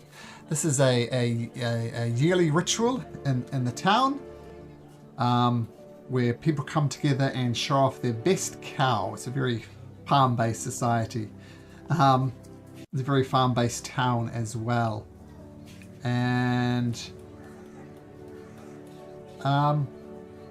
yeah, so and you've bought some of your local goods to sell here, right? Thumper, so what are you selling here as part of the Cattle Fest? Yes. You bought your goods to market, as it were. Yes, so the Van Bramble family is a well-known proprietor of produce and all different kinds of herbs and edible flowers and whatever it is that can be grown out of the ground, they grow. And yeah, they have like a little ensemble of tents, and that is usually very busy whenever there's a ritual or a festival, or they're always like a staple wherever there may be one in the land. So you've got this tent set up. The stock is selling well. For your first roll, Thumper, can you make me a perception check, please? Yes. Perception. Do anything do vaguely have better than a 12, proficiency you'll be doing in this. well. Okay. Let's see if it transfers over. Okay. 10. Okay, not bad. So as you're selling some carrots and so on, this place is a buzz. It's a yearly festival. People are excited. People are running around. Children are eating too much of the candies some of them the locals make. Out of the corner of your eye, you notice a goblin. A tiny little goblin. You can't quite say how old it is, but it's old enough to know how to use a flint. And it seems to be setting fire to the tent that your goods are in. What do you do? I mean, I hear the spark of the flint and steel with my big old ears, and my eyes turn immediately to where the sound is coming from, and I yell, "Oh, bastard! What are you doing over there in the corner?" And then I jump at him to try and stop him. Okay, well, make me a athletics or acrobatics check. Your choice. I'll do an acrobatics check. So you're trying to trip him more than overpower him. I roll a d20. See how it compares. Oh, ties. Let's roll again. Athletics. All right. Let's do it again. He's rolling a 13. Athletics, or I'm doing acrobatics. Your choice. Your choice. Okay. Oof. He slips out the way and runs away. And all this commotion with everything that's happening, the tent is now a raging inferno. And your stock is about to burn. What do you do, Thumper Van Bramble?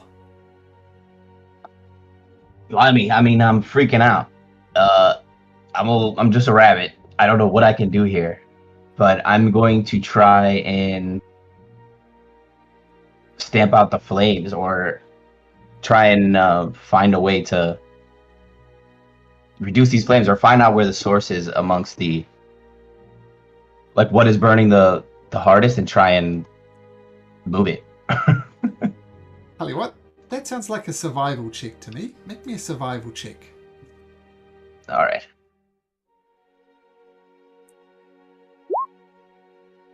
Okay. You try and stomp out the flames, but it doesn't really work, and the tent is going up all the blades. Some of your stock is slowly being burnt away, and people are screaming and yelling, but not actually doing anything. And then you try and swat the flames, like just out of sheer frustration, trying to quieten them with your hands, and you notice, woof, your hands are on fire, but it doesn't hurt. Your little furry paws are not burning. What do you do? Bloody hell. What's going on here? And I just try and use, I guess, this feeling of how the flames got there. I try and harness that and try and absorb or redirect the flames into the air where they'll just, I guess, disperse. I guess try and control the fire to where it won't damage my crop or hit anybody else. Strangely enough, it does. You manage to channel the flames and woof, shoot them up into the sky, and then with a wave of your hand, the flame dissipates. The flame on your paws goes away again, and once again, your little furry paws are completely undamaged. And you've saved most of your stock. About 80% of the stock was remained. I'm proud of that. Very proud of that. And everybody pats you on the back and says, "Oh, well done, Thumper. Well done. That's amazing. How did you do that?" I don't even know. I mean, I just willed it, I guess. I mean, I was just freaking out over in the corner, and I just thought, my family's livelihood, my people, the town, I've got to stop this. And I just tried to pick the flames up. Well and done, it happened. lad. Well done, lad. And a very elderly Harangon, your great-great-grandfather, Barnel von Bramble, says, Tori, I think it's best... Oh, sorry, not Tori, Thumper. I'm getting you two confused already. Thumper, would I mind you have a word with you, lad? Of course, Grandpappy. What you need? It's not what I need. It's what you can do.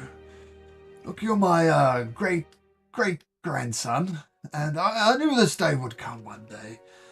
The Fey blessing prophesied has manifested this day. The Van Bramble family does not come from this plane of existence. Were you aware of this, young lad? We're not from here. No, absolutely not. We're from a place called the Fey. We'll surely visit there one day, but our renown does not come only from our crops. We were once a line of magic-wielding protectors, defending their royal silver courts on plains immemorial. And it seems you, my great-great-grandson, are starting to manifest this. I imagine you're quite confused at this moment. I don't even know what to say, Grandpappy. This is just unreal. I mean, what do I do with this power? How do I even use this power? That I do not know, young Thumper, but I do know where to send you.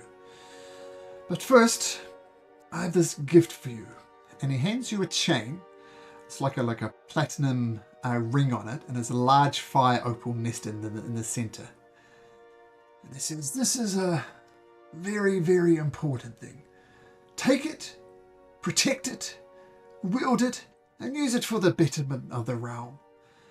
Now what I need you to do is head off to the wizards at the Arcane Tower. There's Malcolm just loading up the map. Show them what you can do, and if everything goes right, you can spend 7 years there studying your skill. I'm afraid your time as a farmer is at an end. You have a much greater responsibility than you can possibly fathom. But this is all I've known, Grandpappy. Are you sure I'm ready for this? So as I saw you control those flames, I'm sure you're ready. So yes. Well, I'll make the family proud, and I'll try and connect with our ancient roots and save the realm and whatnot. Alright. So you head over to the arcane tower.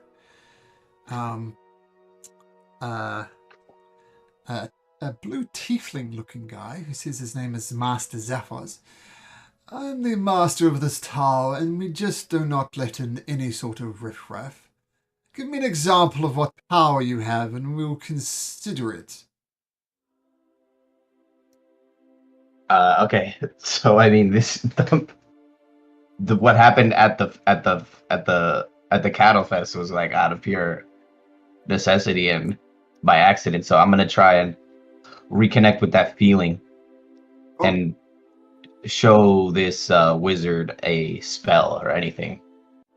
Hey, why don't you make me an Arcana check to see how impressive you are? All right.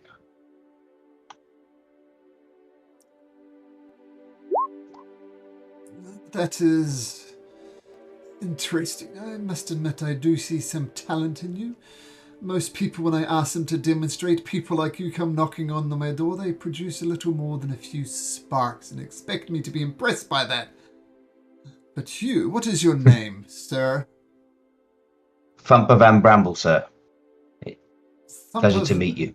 Thumper Van Bramble, these are not going to be easy years, but you'll come out a much, much stronger wizard. I say this as a fair warning. Once you're here, you cannot leave. If things go poorly, you'll be washing out bedpans for your remainder of your stay here. I'm of the soil and the sky, sir. Nothing's too dirty for me, and I'll do what needs to be done. And he welcomes you into the Arcane Tower. I think it's the 7 or 12 years of training, but it's a long time. Your first couple of years is literally doing that, washing bedpans. Seemed there's a real hierarchy to the tower. But eventually you study all the schools of magic and necromancy, the other ones. Got the schools of magic, but all the schools of magic, all 8 of them.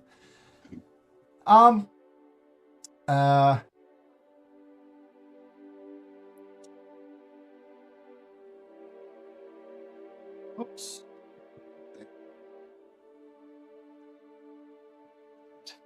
Your training goes well. Now, you're not normally allowed to go out of the Arcane Tower, but you are allowed to go out this night before your graduation. You met up with your fellow wizards, having a bit of a party, and you almost feel good to have your paws back on the land again. And by the time everybody else has had too much to drink and have settled out, you find a quiet space and try and reconnect with the earth again. But then you notice something odd. You notice a horse, but the horse is unusual.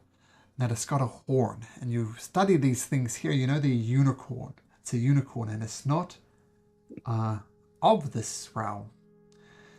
And it's also its mane and its tail are both on fire as well. Not like dangerously. It seems to be just part of it. Its mane is fire.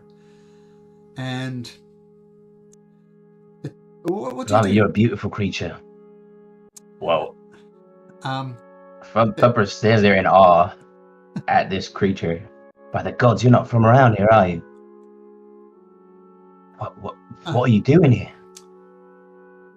It says Why are you here for me? Are you here for me? It says something in a language you might not understand. Do you speak Celestial?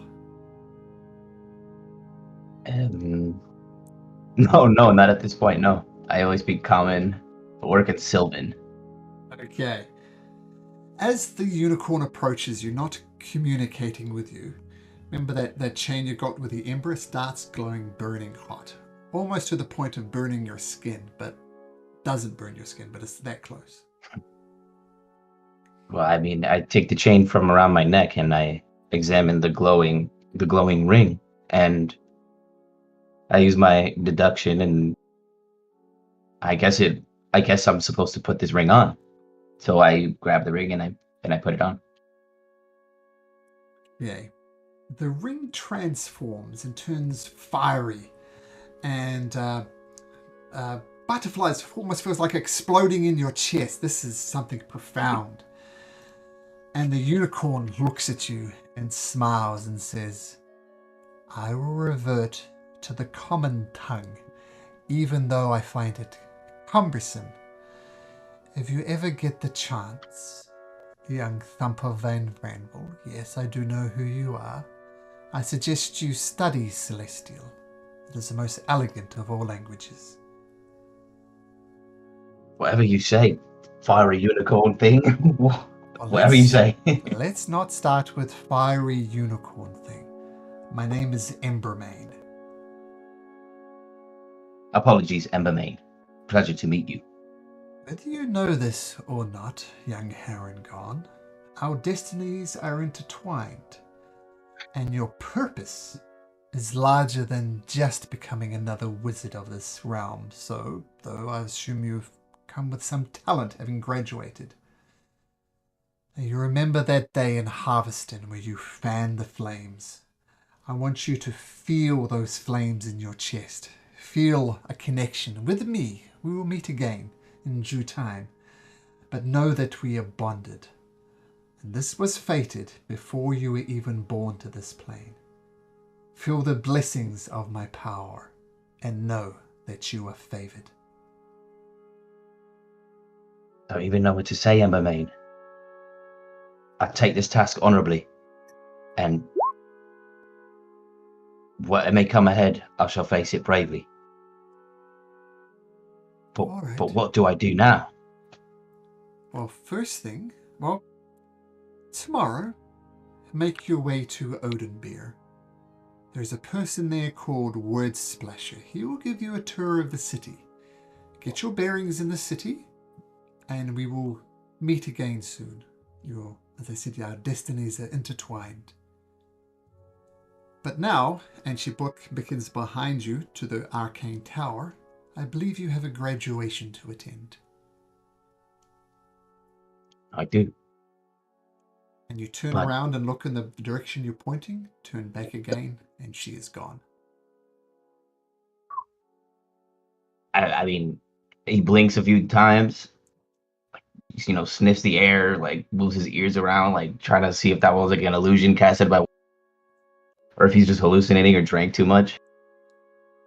But he keeps it inside and goes back into the tower to prepare himself. Okay. So graduation comes, you become an official wizard of the realm, and every wizard is required to take a pledge to defend the realm and the royal family. That's your pledge. Everybody needs to take it. So we'll just take it as written that you're doing it. Because what I want to do now is get everybody back together in Oathbreaker at Word Splash's tour. So, Volgar, the bugbear, you are there. Silas, this mysterious hermit-style elf, is there. Sora Dracodonian, the hero of old. Thumper Van Branwell, the wizard. Ettore, one of the best cooks of the land, not best cooks. And Ari, Tinkerer Supreme, and connections with the Wiltamer family.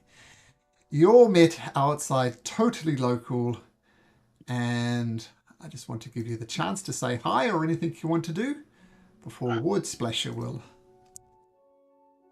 take over the tour. Thumper's gonna walk to the crowd or the small group of people, I guess, assembling, and ask, anybody know a man named Word Splasher? I mean, I'm supposed to be here to meet with him and tour the city. I've never been here before.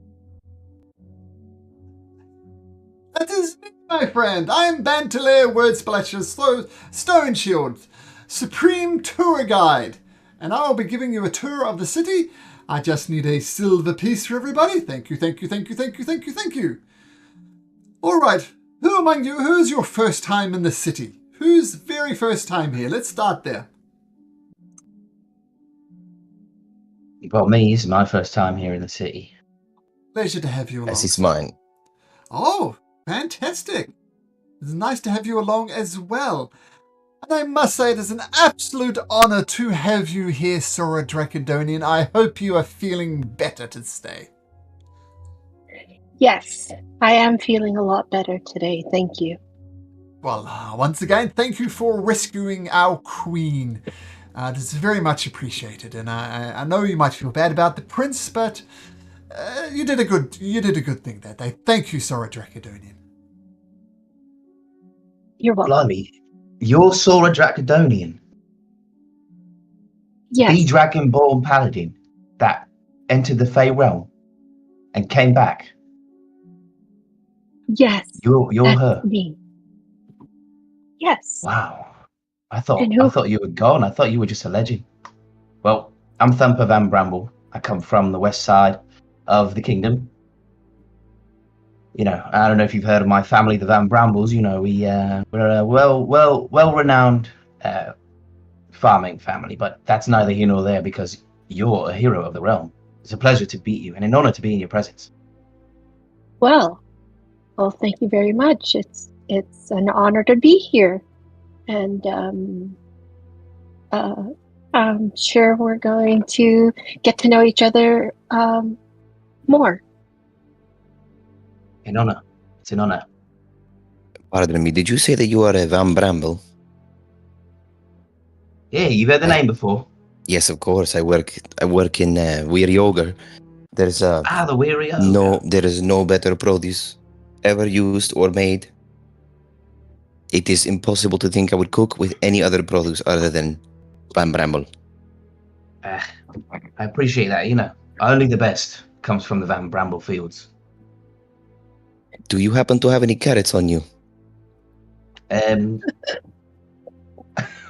I'll check my rucksack. I'm sure that was one of my favorite snacks when I was at the Wizard's Tower for a while. So yeah, I have a carrot. I only have one right now. You want to split it? It is delicious on its own, but I have a recipe that I've been workshopping in my mind. It is a dessert with a roasted carrot. I think it might be delicious, so please keep that safe. All right then. I can't say I won't eat it, but sure, I'll hold on to it. Brilliant. Well, and I must say we have another visitor here, Ari. You know the city like the back of your hand. Why are you doing here? Hey, here. You know, we had to walk all the way across the city, and, you know, I thought I may as well join. Oh, well, maybe we'll teach you a thing or two that you don't, that you haven't learnt about before. The city is a multifaceted place. Many, many interesting things to learn. And you... There's always something to learn. Absolutely. And you, our elfin friend, you're a bit quiet, he says to Silas. He seems extremely nervous around all of these people. Don't worry, Fancy a carrot, mate? The carrot that you just said you wouldn't eat? Oh yeah, that's What right, are you doing? Do not give him that carrot. Do not. My fault. All right, I'll hold on to it. Are you new here too? Yeah, I'm from out of town. I don't come into town very often. So are they. We have something in common. Yeah. Whereabouts are you from? Just outside of the King's Forest. And why do you smell like this? He'll like. I didn't want to say it. I thought it was a bugbear here. Oh no, I didn't grab prestidigitation. He's just gonna bask in his glory, I guess. I was like, I didn't expect to be in town so long. Well, you stick with me, friend. I'll take you under your wing. And he puts an arm around you, which I imagine makes you even more uncomfortable. Oh, super uncomfortable. So just stick with me, lad. Old Stone Word Splasher will take care of you. And he kind of drags you over and he says, "Oh, do we have a bugbear?" What brings you to my tour, good sir?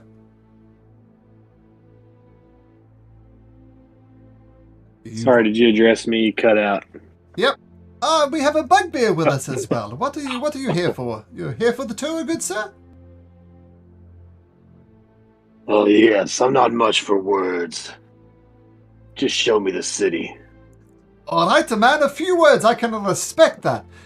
Now let me just start up by saying something wonderful about the city of Oathbreaker. Everybody is accepted here. I mean, normally bugbears would be feared, and bugbears are our enemy, but doesn't matter who you are, doesn't matter where you're from, everybody is welcome here. And you could worship this god, you could worship that god, you could worship the Redeemer, the Earth Mother, the Efficient Master, doesn't matter. Everybody is welcome here. So my good bugbear, you're a man of few words, and I can respect that. Not something I can relate to myself, but I can respect that. You are most welcome here. And almost to emphasize his point, two gnolls join the party group, join the tour. And gnolls are usually vicious creatures who just feast and they have a never-ending hunger, and they're just nasty little creatures. So this shows you the extent that King Wardren is accepting. Even people would usually just run away from gnolls. Even gnolls are accepted there. So, bugbear, let's get this tourist started. Alright, my friends. Word Splasher is going to be at your service. First of all, and he takes you over to here. This is the Coin District, the most famous market in all of the land. If you can't find it here, you can't find it anywhere. And you see there's lots of, this is an open market, and people usually come in here via the Crown Gate, and vendors are already trying to hawk their goods. And you come across, he says, this particular one is interesting. This is the Hills Nectar Winery. At the Hills Nectar Winery, flavors bloom and intertwine. Sipping their wines is like savoring nature's design. And a rather rotund gentleman comes out. He's only about 20-something years old. He says, Word Splasher, I see you've brought some people along for your tour. I hope you don't lose any like you did the last time. Oh, he is just jesting. I did not lose any. Tell me. Well, my name is Zajir Domarin. Welcome to the city. I am, as you can tell by my clothes, I am one of the noble families here. As no doubt Ari here gives you a nod. Ari, you know this guy is just an absolutely disgusting person. He's rich. He's just disgusting. He's a horrible person. As Ari has no doubt told you, the Wiltemma Ball will be happening in a few days. We'd like you to extend our warmest welcome to all of you to like a pre-ball activity. Just a little intermingle before the main event. And I see some of you are new to the city, so my welcome extends to all of you. Can I... Thank you. So, would you like to come? Who would like to come? What is this event? I will attend. Fantastic. I would like to come. Would it be an absolute honor to have you with us, sort of Dracodonian. And Ari, will you be blessing us with your presence? What is this event? You know, the Wiltemma Ball is coming up soon, and it doesn't start till like the evening, so we just like to offer a pre-ball activity, like a little the pre-ball activity. Yes. I may be a little busy. I'll have to see. All right. I take back. If Ari will not go, I will not go. Okay. All right, mate. I'm gonna bring your carrot with me. I'm going. You need the carrot, right? Right. We have a lot of preparations to do. Yes, Yep. you are right, Miss Ari. You are very right. I need to be in the kitchen. But, Miss Ari, do you think that we might be able to find something curious? A bit of information we might need to make our ball even more spectacular? The faces that will be there, the things that they would like to eat. Oh. Maybe. I would Only a say few this. days away. Maybe we go for a little bit of time, and if you don't like, we can leave.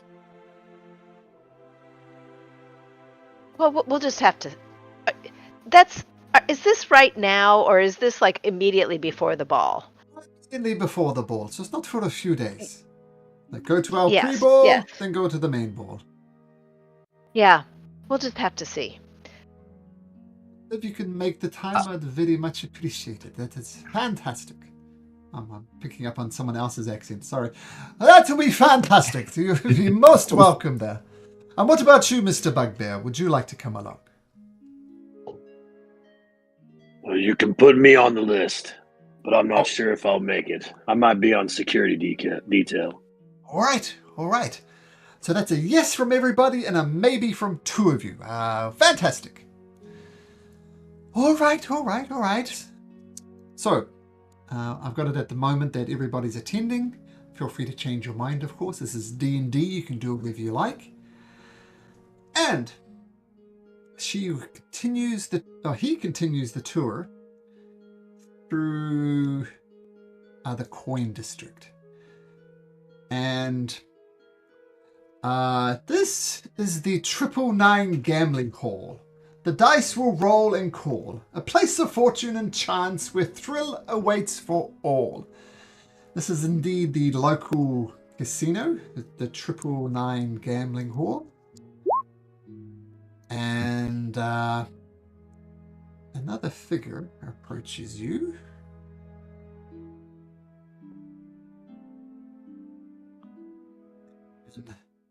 Coincidentally enough, it's another bugbear. And he's kind of leaning up against the side of the 999 gambling hall. He says, all right, another bugbear here. Welcome to the city, friend. What's your name? I'm Volgar. What's yours? My name's Golfer, friend. Now look, if you're ever in need of a little pick-me-up, feel free to try your luck in my casino. Of course. But if you're needing a little bit of coin, a little bit to get ahead, I offer my money lending services at a very reasonable rate. So I'd say I put you down for 100 gold pieces right now. I'm on this tour. Unless everyone else wants to go in, I'll have to pass. This is a loan, friend. I'm going to loan you 100 gold pieces. You pay me back in time. Very reasonable interest rates, of course.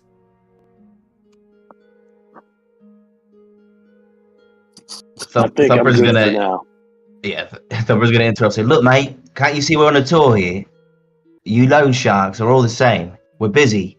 If we need anything, we'll come back. We know where that ugly mug sits at, so we'll find you later. Actually, you don't mind, do you? And if I, Well, actually, Bantilla does mind, but I don't. It's okay, Bantilla. And Bantilla kind of goes into himself. So ignore what your Harrigan friend says, friend. 100 gold pieces. What do you say? I wouldn't screw over a fellow bugbear. We're like kindred souls. I tell you what, I'll come see you in a few days. Take that as a promise, shall I? You have my bugbear word. Make a persuasion or a deception check, if you like, Vulgar. We'll see how this pans out.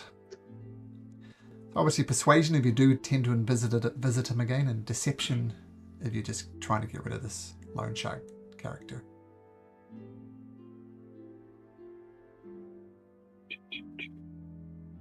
Ooh, they both terrible. I guess bugbears aren't known for their charisma.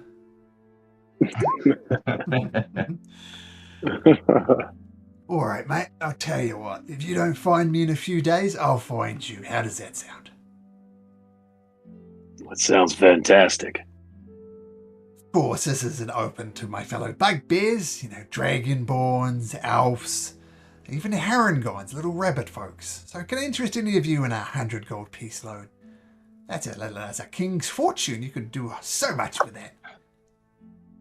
Well, You see, yeah, hey, this is. My name is Zora, and how about you just giving us that 100 piece? No loans, just giving it to us. Well, first of all, Sora Dracodonian, it's an honor to meet you. Thank you for saving the queen. So sad you screwed up with the prince. Give me a persuasion check, Sora Dracodonian. Persuasion check. Oh. You take twice, but we'll take the first one. We'll take the 23. My goodness.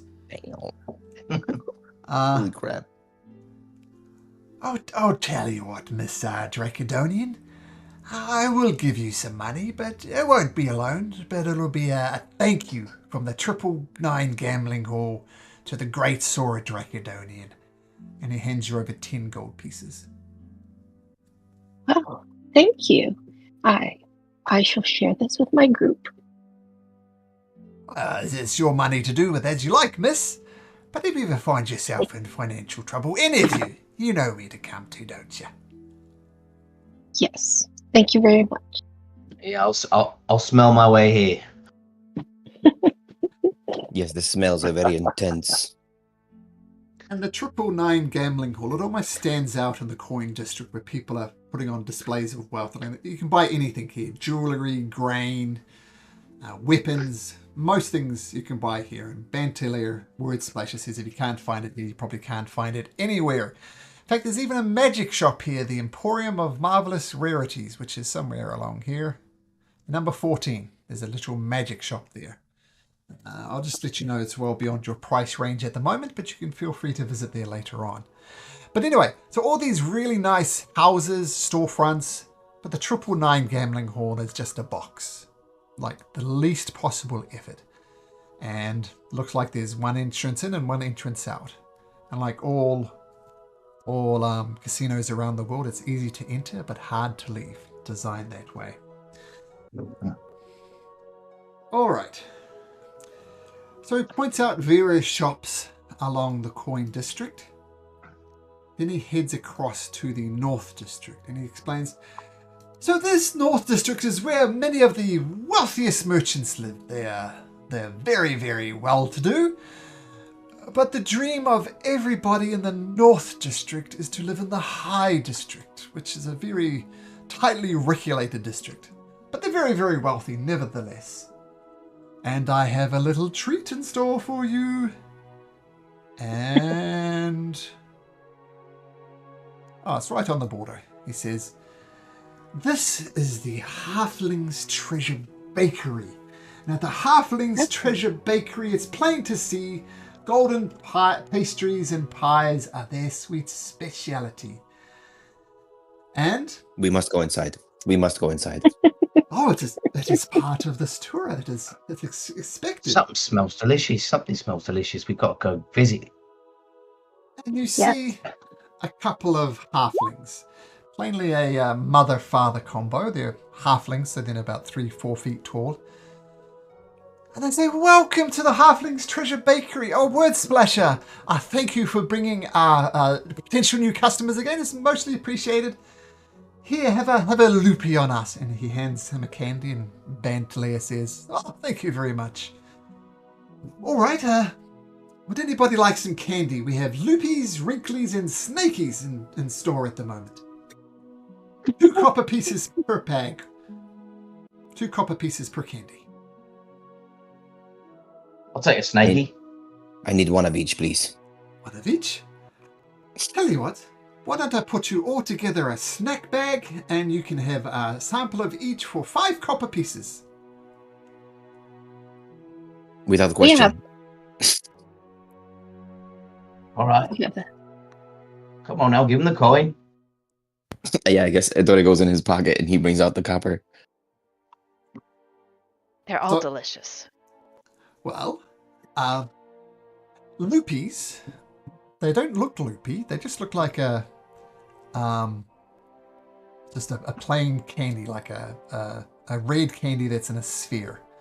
Who wants to try a loopy? Who doesn't want to try a loopy might be more to the point. I thought he was gonna eat everything. He needs to try it. Like he's gonna take a loopy. I will All also take those a loopy. who indulge in the loopy, at the start it tastes like a strawberry sorbet, almost like a bit of a palate cleanser.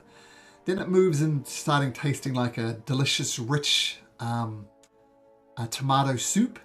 Then it tastes like a rack of lamb with gravy and mushrooms. And finally it finishes with a sticky fig pudding. It just cycles through all the flavors. And as it gradually dissolves in your mouth, you go through the full gamut of the menu. What did you think? What do you think of the loopies? The whole time Ettore is like moaning. He's just like, oh my goodness. What is this? It's a loopy.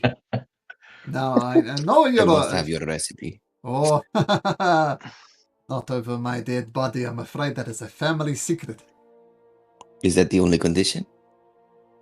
Oh, you jest. You jest. Surely. But anyway, try this one. This is a guy with a white talkie. Try this one. This is a wrinkly, and it looks like it's just a flat, almost like a wafer of chocolate. And those who try it, it would taste like a rich dark chocolate, but it kind of wrinkles in your mouth. Like at the start, it's a flat thing, then it turns into almost a cylinder, then it folds in on itself, and it keeps on folding and folding and folding and folding into mysterious shapes in your mouth until it eventually, once again, you don't so much eat it as you dissolve it on your tongue. What do you think about that one? Oh, very fun. Very fun.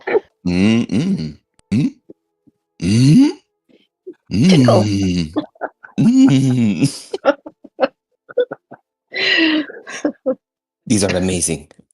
I must try the last one.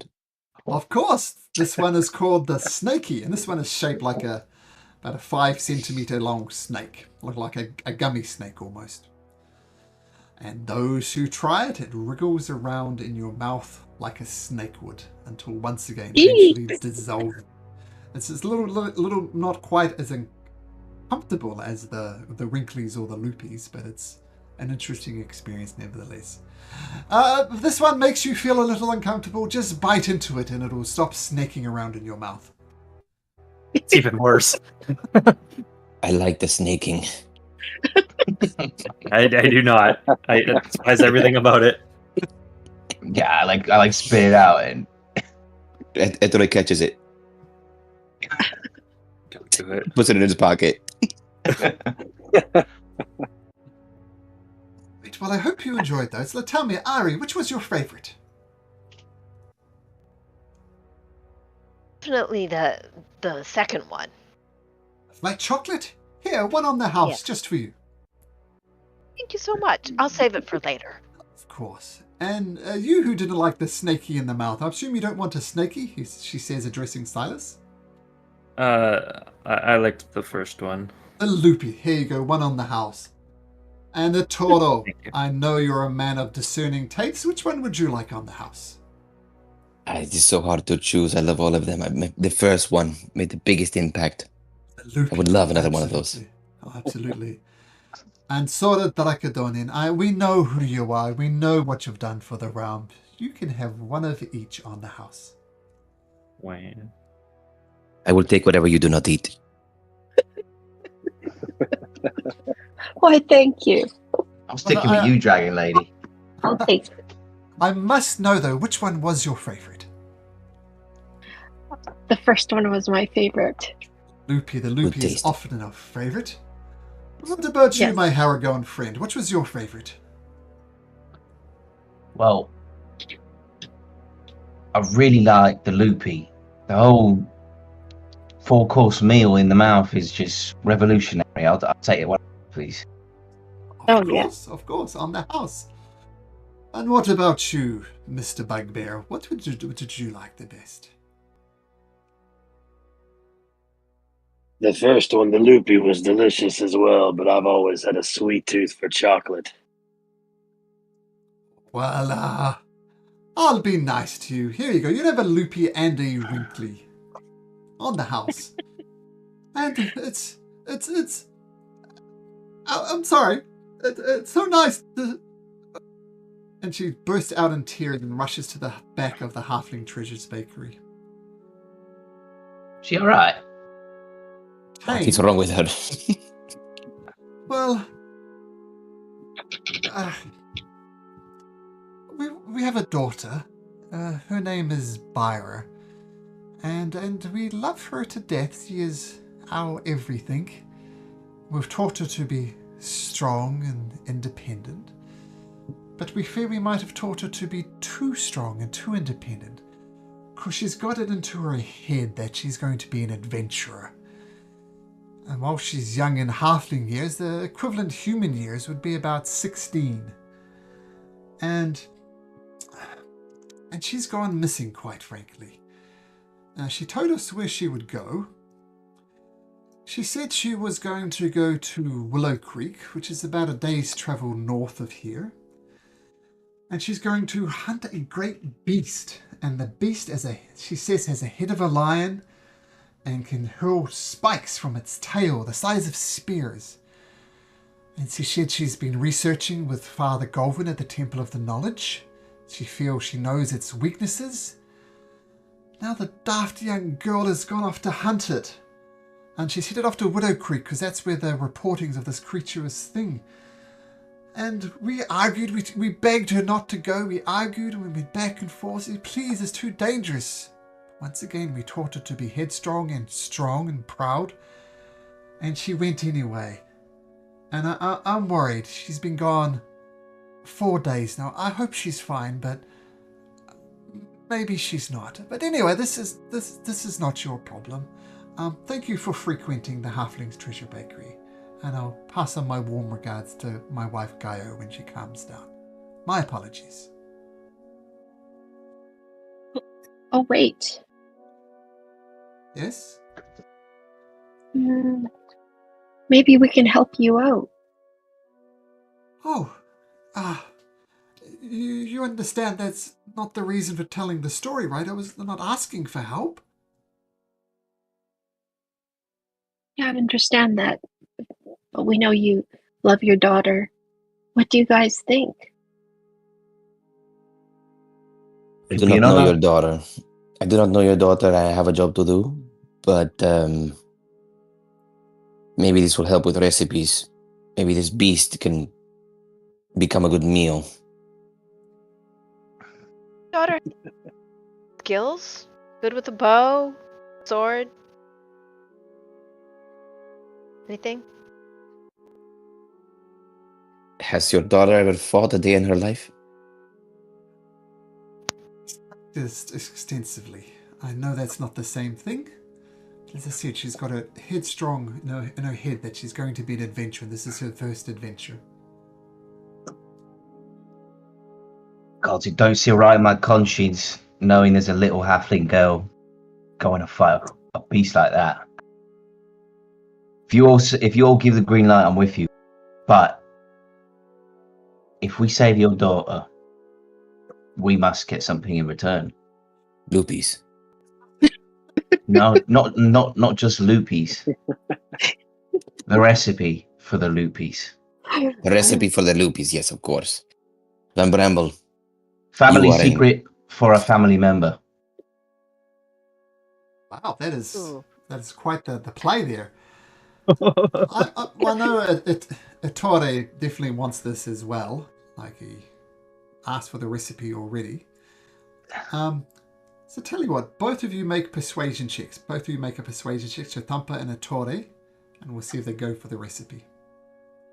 All right. Damn. Ew. Yeah. Dude, this bunny is mad charismatic. Rabbits are good luck. Rabbits are good luck, don't you know?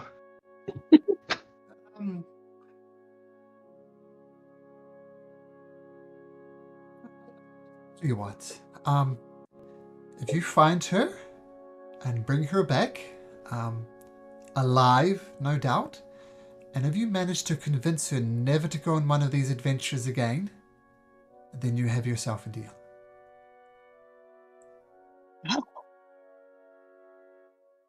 Right, I think Throw we'll this in is a take that. case of possible. chocolates. I think this is possible. Well, my bugbear friend here has a request, I believe. Throw in a case of chocolates and I'm in. Okay, we'll give you the sampler pack, which has the loopies, wrinklies, snakies, and an extra few special recipes. Altogether, there should be about 20 different candies in there. And we'll make one exclusively for you. We'll call it the vulgar gummy. Yum. All right, you have a deal. All right. A family I recipe. hold out my for- fluffy hand. I hold out my fluffy hand to shake on it. And Tame gives you a handshake. And you still hear Gaio sobbing in the background. Well, tell your wife we'll bring your daughter back safe and sound. All right, thank you. Well, says Wood Splasher as he leaves. Well, that's very kind of you. Maybe the legends I hear about the great and noble Sora Dracodonian are true. You were the first to speak up there, Sora. Thank you. You're welcome. And the rest of you as well. I mean, Sora's got the reputation, but maybe you guys will be starting to have your reputation precede you. This is just simply amazing. Now I know you probably want to get to help her as quickly as we can, but I suggest we just finish off this tour. It shouldn't take more than an hour. Then doing that way, you could perhaps reach Willow Creek by nightfall.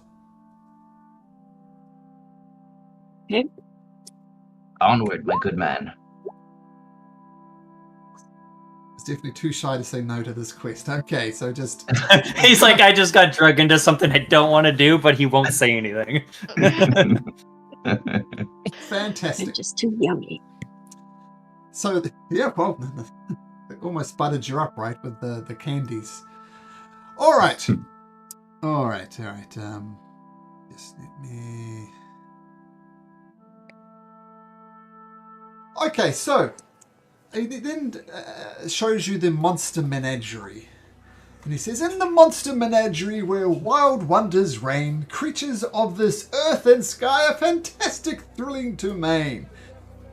And looking in through this, which is obviously a zoo, you see a lot of creatures. Just glancing through, you see a crocodile, biggest crocodile you've ever seen, maybe the first crocodile you've ever seen. It's a good 12 feet long. There's lots of smaller crocodiles. But the thing that catches your eye is a triceratops. And What the hell? Yeah, literal triceratops. And it's a paired mate as well. And those are kind of the teaser things that you can see from the street. But there'll be much more monsters in the monster menagerie for you to do it if you so pursue. Alright, so that's the monster menagerie. And now we are going to enter into the Hive District. I must admit, this is always a bit of a problem in Natura because I need permission to go into here. I believe Ari Ruletamer, you are well respected in these parts, while not of a noble itself. Would you vouch for us, please, to these guards? What do you normally do? Well, normally they need permission to come in here. They're just commoners, and you're noble by association, so...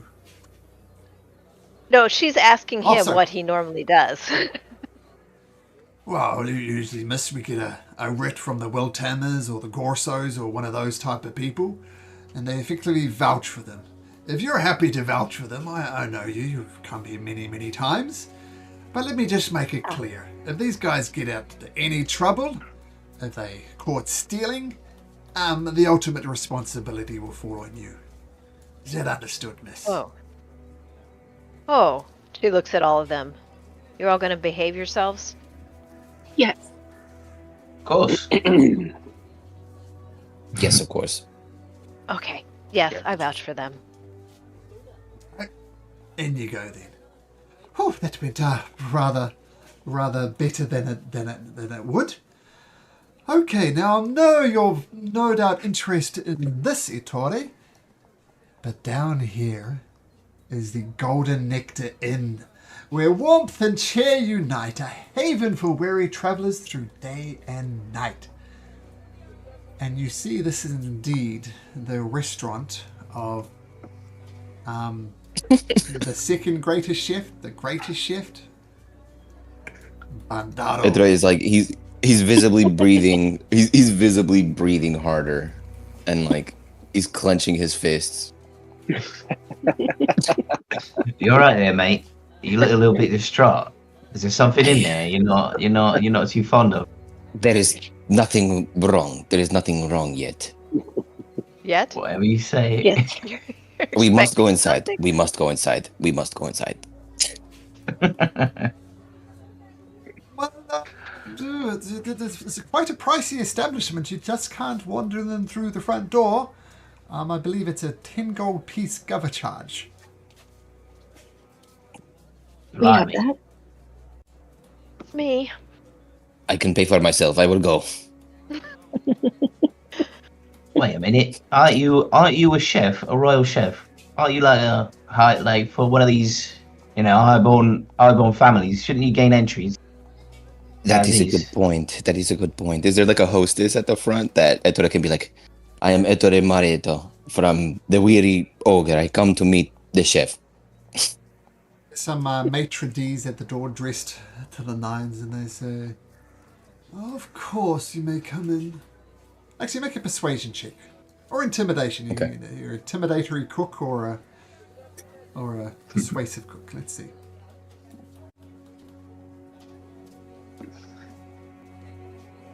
Oh my god. Can I help him? Can I can I give him like a help action? If you'd said that before the roll, yes, but not after the roll. All right. That's a natural one. Okay. I do have like a paper of like a letter of introduction from like my experience or my guild. Yep. Yeah. Can I like show that to them? They say, I'm sorry, sir. Even if you had the 10 gold pieces, you are not welcome. And Bandaro, one of the tables for dining, he comes out, locks eyes with you, and during this whole interaction, he never ever breaks eyes contact with you. And he puts a carrot. It's not a Thumper Van Bramble type of carrot, but it's a decent carrot. And without even looking, he starts chopping the carrot, without even breaking eye contact with you. And then he picks up the carrot, and it's in a long, thin ribbon. And he drops it to the floor and walks away. Ooh. What a power The move. disrespect. The disrespect. I guess That's a good carrot. Take that. Wasted. No, Ettore tries to barge in. He tries to barge in. He goes, Ari, I try to hold him back. this would be a problem. This is the thing. No. Just calm down. how do he do this to me? This is like spit in the face. My nonna would never do this. My papa would never do this. My family would never do this. How could he do this to me? He's not your family, is he? He is worse than anything I've ever seen in my life. He's everything that I thought he would be. I hope I never see his face again, for I will cut it to the same shreds that he did the carrot. Okay. Let's just go. Back up. All right, calm down, mate. I have a carrot here for you. Don't worry. Give me your carrot now. Here. And so he's just like holding the carrot, trying to soothe himself, like a fidget spinner. Like, All right.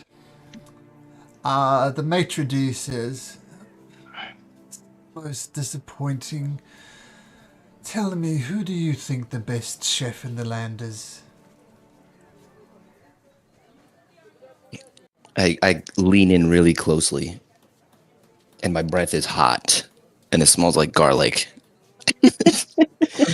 And I say, "Oh, so are the exquisite." You'll be pleased to And then, know yeah, that we've put out an invitation to Ozar the Exquisite, at best the second best chef in the land. Bandaro has been kind enough to put on a competition between the two.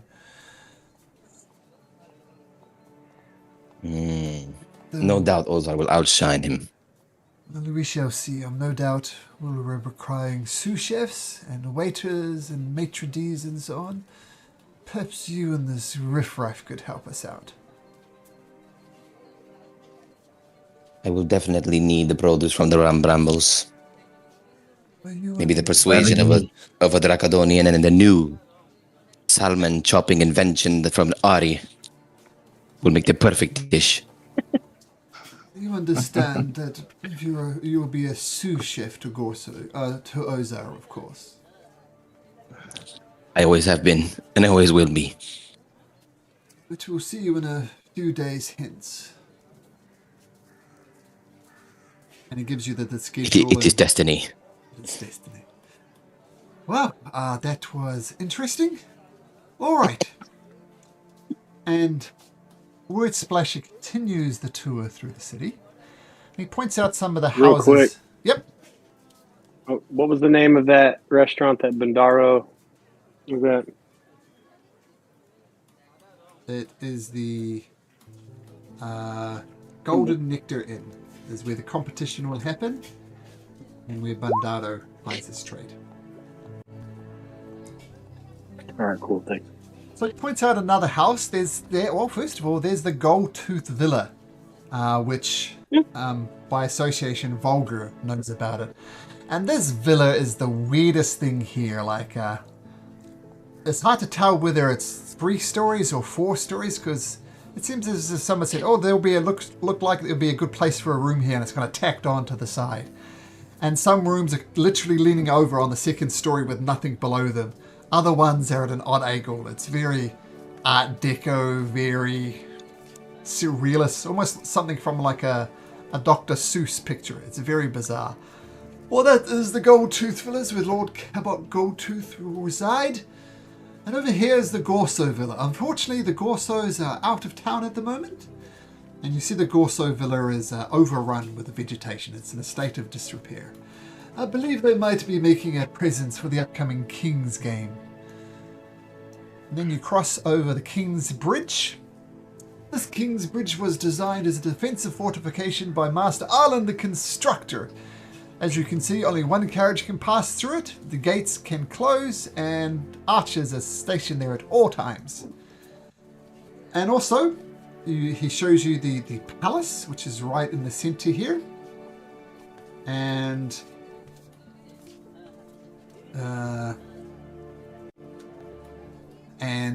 yeah, the palace is magnificent.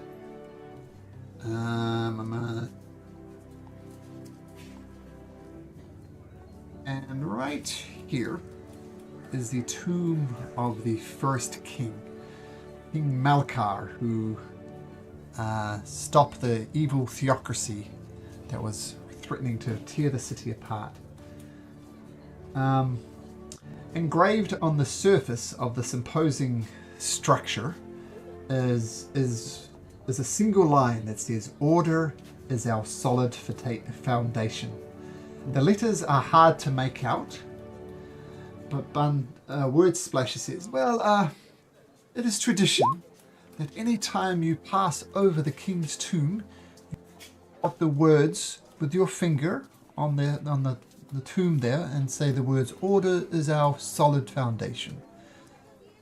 And Word Splasher does that. He traces out the things on the tomb, the crypt, and says, "Order is our foundation." He looks expectantly at the rest of you. We will follow him and do the same thing. Sure.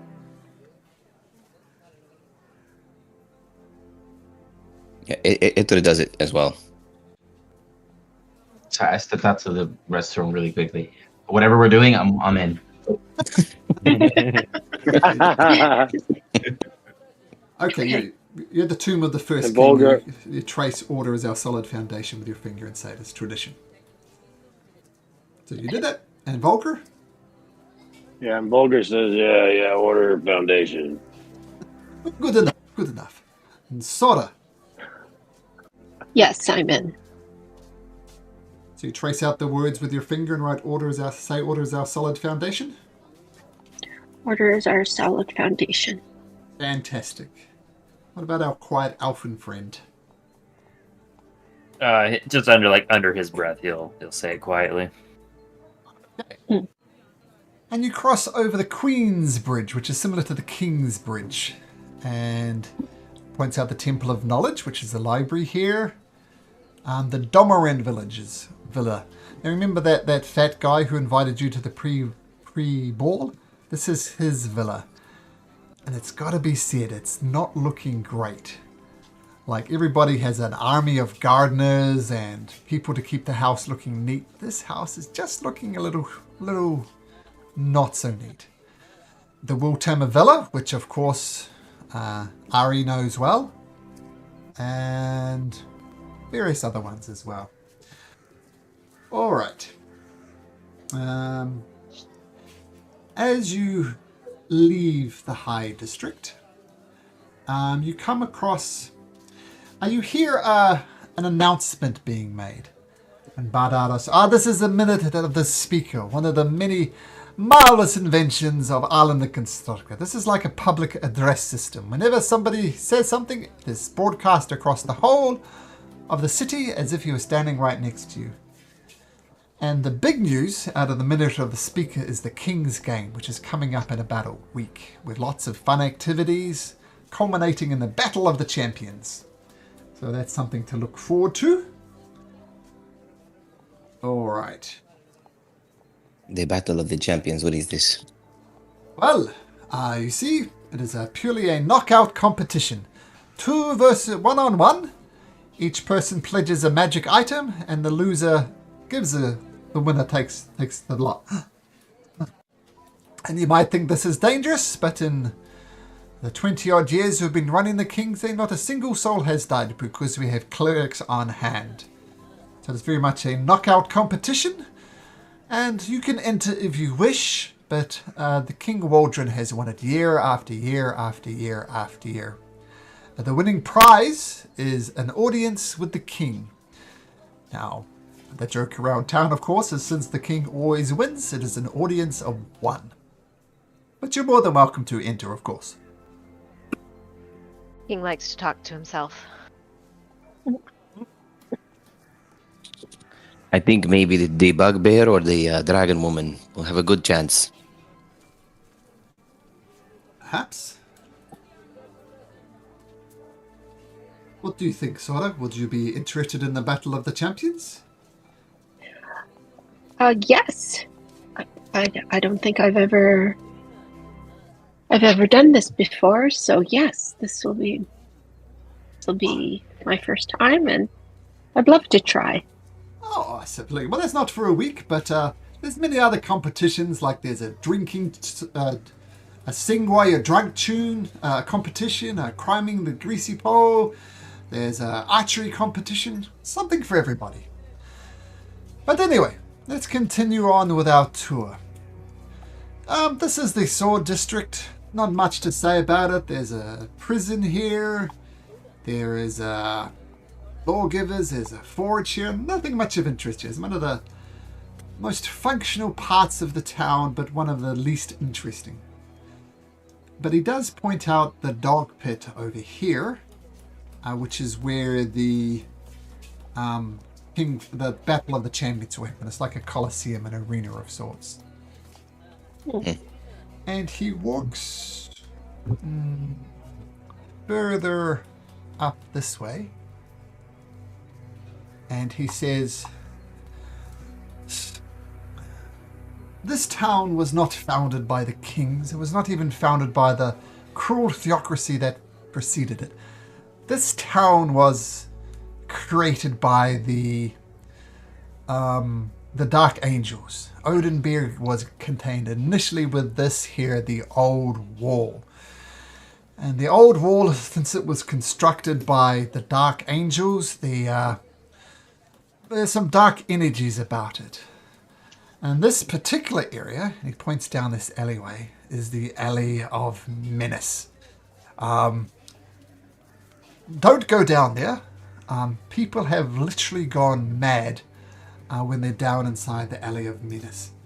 But this is just to point out how crazy this place is.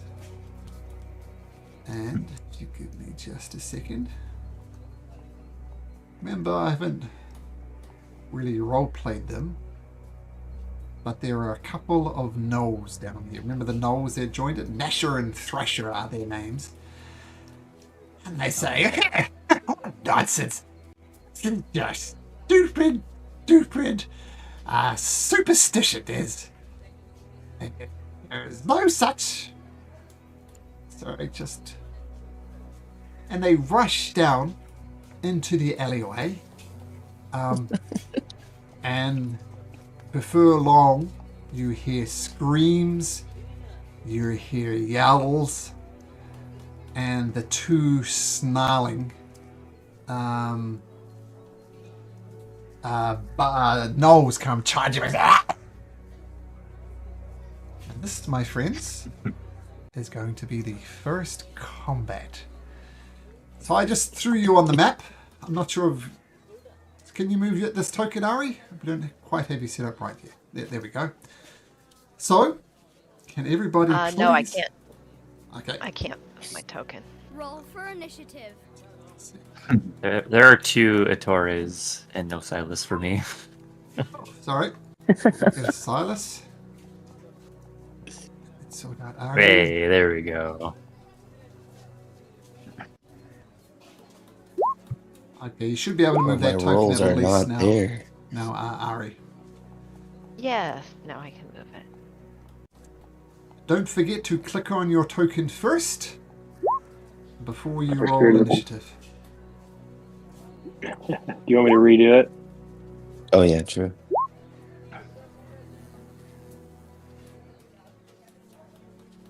Do you know where to click there, Sora Dracodonian? Nope, I don't. Okay. Sort of at the middle top, you'll see a thing that says Initiative plus Nero, just next to your armor class of 16. Do you see that?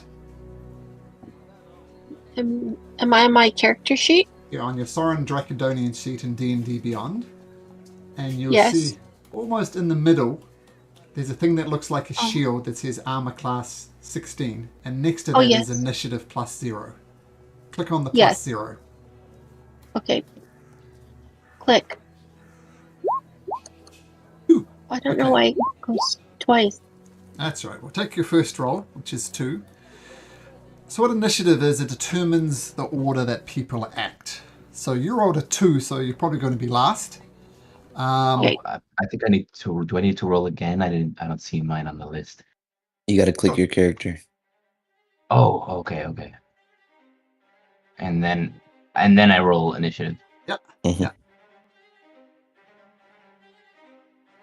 Oh no. There we go. What did you roll the first time? We can just take your first roll. What did you roll before? An 18. Oh, the same way with Significantly Sora. Rolled a first roll. We take the first roll. If it's low, it's high. We just do it that way. But none of you go roll higher than these gnolls. And these guys were obnoxious jerks to start with, but now they're vindictive. And they rush up to Vulgar. And... Oh, no. They are gonna just lead with a bite. They do have a spear in their hand, but they're just gonna try and bite you. Snap at you. And they roll a 16. And Vulgar, I believe that hits you. Yes. And then you take 4 points of piercing damage. Then they follow up with the spear. He tries to kind of get underneath your ribcage and stab you that way. And he rolls a 9 and misses horribly. So 1 quick shot across the bow, and you take, what did I say, 4 hit points of damage. And Thumper, your new friend, ally? I'm not sure. But Volgar is under attack. What do you do? I yell shite, and I just I yell shite. My dude's getting attacked, and I just wait. He still has damage from his journey, correct? Or Oh, yeah. So you should be Yeah, I'm on not looking. 8 hit points. You should be on. What did I start? What was I supposed to start at? 12. Like your maximum hit points. okay, so you're at 8 now. So you're in better shape than what appears on the table. Yeah, I was keeping it from earlier. Yep. Okay. There we go. Well, I'm gonna try and Eldritch Blast this thing. You know, Sure. do my warlock thing. Okay, take a shot. See, that thing's uglier than you, Volga. And I'm gonna, yeah. Oh wait, that was damage. Sorry. Da-da-da. Number 1, baby. So There we go. 15 does hit. He gets mildly singed as the Eldritch Blast just hits him with a glancing blow for 1 point of damage. Tougher than he looks. Is that the end of your turn? I'm going to use my. Sorry. Da-da-da. Where's my species trait? I'm gonna use my movement to step a little bit. I'm gonna go over here to this corner here. Using your And bunny hop? that's gonna. Yeah, using my bunny hop, and that's gonna Okay. be my turn. Okay, so get a good shot on him. Bounce over there on an average shot.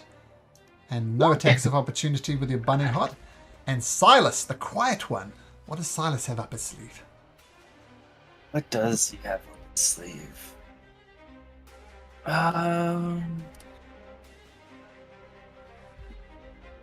He is going to just cast a Sacred Flame on the front one, Okay, cool. which is a Saber Sec deck save.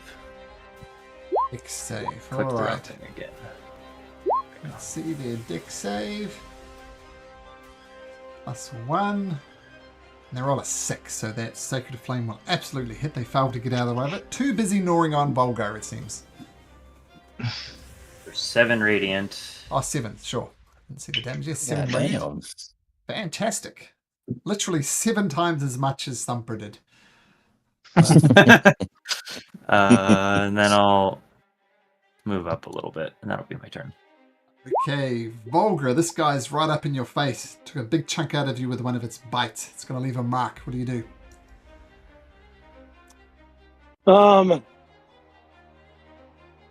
I'm gonna disregard him from now and just step to the side. Vulgar steps to the side Sure. because the other one has not had a turn yet, correct?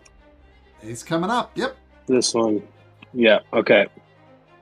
So I'm gonna step to the side as he's, biting into me and sling an arrow. Actually, sorry, correction. Let me go ahead and put Hunter's Mark on the one that I just pinged. I'll ping him again. The further. Sure. He's Hunter marked up. And now I will sling an arrow if I can get back to it. This bugbear is right up in your face. You can either Can I roll not with, step to the side and Yep. disadvantage? You can either do disadvantage or he'll get an attack of opportunity if you move away from him. So kind of both. Yeah, I'm bad. not going to move. I'll do disadvantage. Sure. Well, the good news is a 17 hits. Let's see disadvantage. So we roll 2 dice and take the lowest. It's coming. Oh, well, Hey-o. 17. Ooh. 17. We like that. Absolutely. We hit. like that. The arrow Crack flies shot. across and sinks into him. You roll damage and don't forget your d6. Yeah, and he should roll. He should get 2 more d6 if he hasn't had a turn yet because of my, what is it? Sneaky. I'm sneaky. My surprise attack. If I hit a creature, I guess I can just click it. The creature with an attack roll. The creature it's takes on it. there. If it hasn't yet taken. Oh, sure. Okay. Let's roll damage and add 3d6 onto that. God damn. Ew. Plus the damage from the longbow itself. Oh, I didn't do. Oh,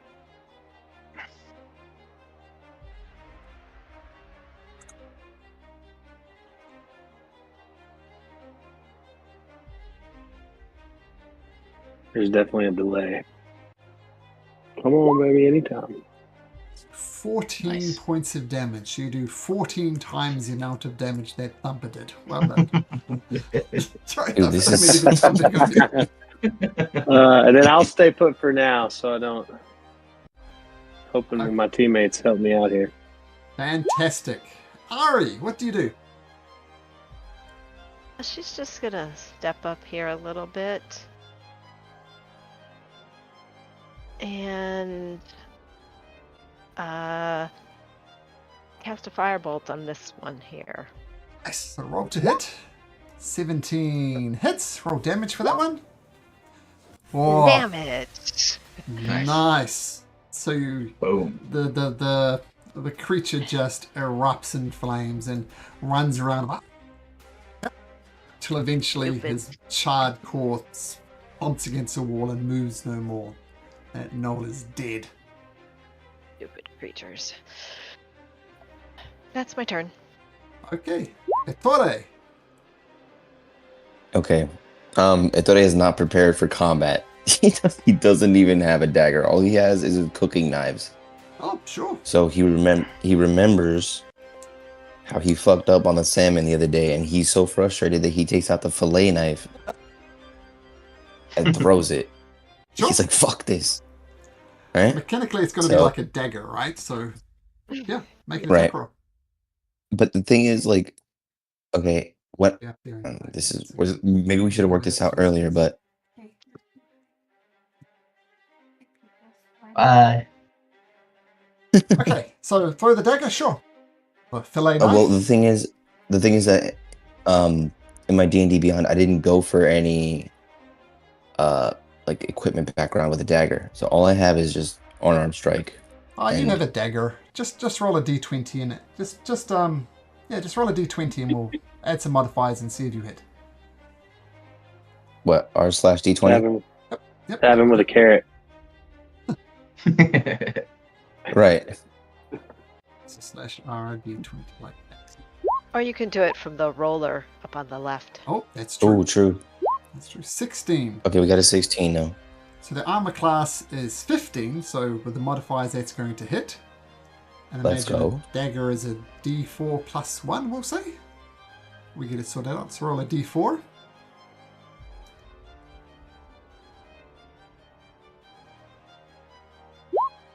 Oh, maximum damage Okay. again.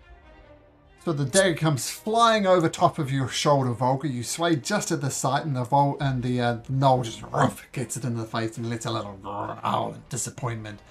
And he's going to take his frustration. Oh, I'm sorry, Ettore, you stay there? Well, yeah, but I'm wondering if Vulgar is in front of him, do I get a sneak attack for that? You do? Yeah, roll another d6 on top of that. Okay, let me do that. Nice. Oh, what's with this maximum damage? This. This Okay, guy can't. This guy cannot cook. the knoll Cooking over kill. on the corner is cooking. He's on fire. He's not doing well.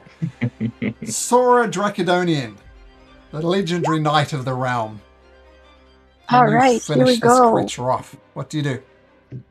Yes, I will. How far away am I? Could I use my great sword?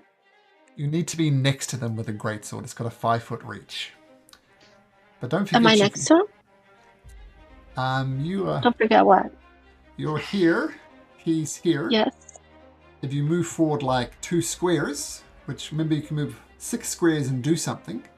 There you go. Now you're right next to him with your greatsword, so you may absolutely swing your greatsword. Okay, I'm gonna swing my great sword. How do I do that? Save me, Sora. Once again, on Great your sword. Sora Dracodonian sheet, Yes. under actions, and under actions you'll see a greatsword with a plus, 2d6. Yeah, but click on the +5 first, because that determines whether you hit. So click on the +5. We'll see there what that comes out as. Oh dear. I don't know why it's. Yeah, well, I don't know why though. I'll see if I we don't can work know. that out offline. But Sora Dracodonian. Thumper does infinity more than you do, because you come in and you swing and it goes well over top of your head. Well over top of the nose head. Dear. Oh, Now, do dear. you stay up front Amen. there, Sora? And Noel says, you can't even hit. I'm going to take her out. And he goes to bite you, Sora Dracodonian, and he rolls a 20.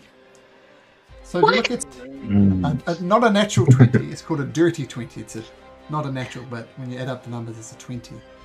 And Sora Dracodonian, what's your armor class?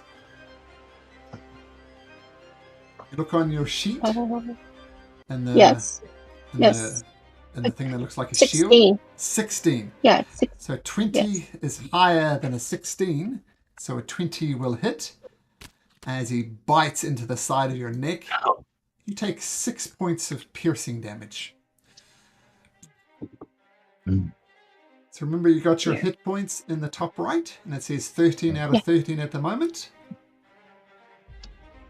Subtract 6 from that, so it should be what? 7 out of 13. Does that make sense? Yes. Okay, so let's adjust your hit points. Your current is 13. It should be 6 less, i.e. 7. But the Knoll is not finished yet. He is going to take his spear and try and stab you in the guts with it as well. But he rolls a natural and he misses horribly.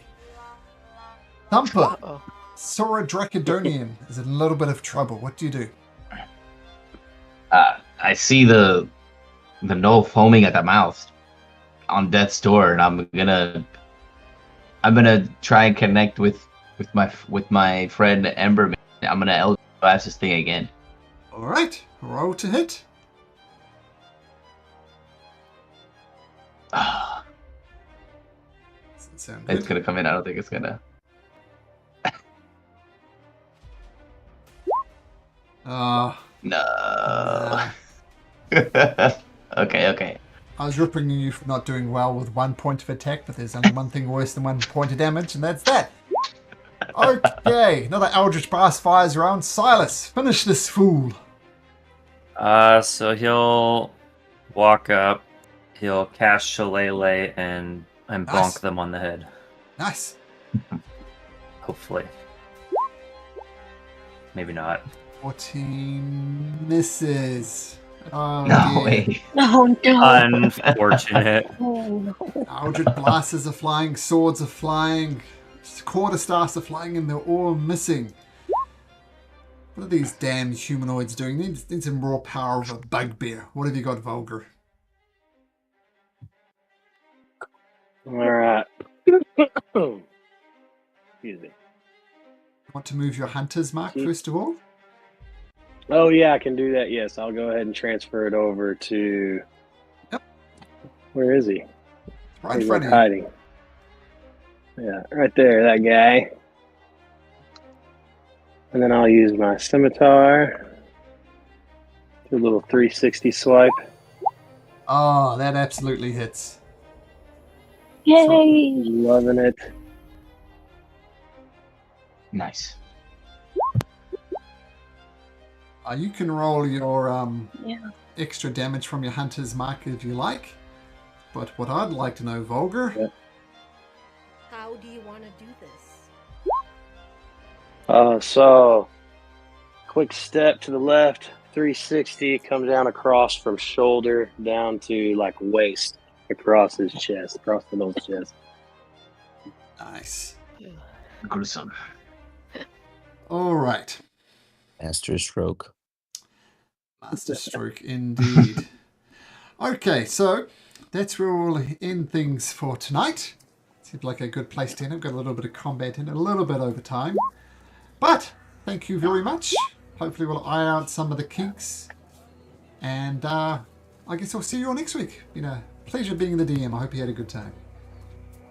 That was Yes, sir. great. Thank you. That was awesome. Thank you. So much fun. Thank you, I'm Malcolm. excited. Okay. I'm Let's see what excited to happens see next what week. comes, guys. As I said in the chat, the first 5 or so levels, which will take about 5 or so sessions, pretty low stakes. Like these gnolls were never going to kill you, so low stakes. And then the proverbial shit will hit the fan. So it'll get good. Okay, guys. Good Okay. night. Take care. Bye. All right. Good night. Have a great Good week, night, everyone. everyone. Good night. Thanks, guys. That was You fun. too.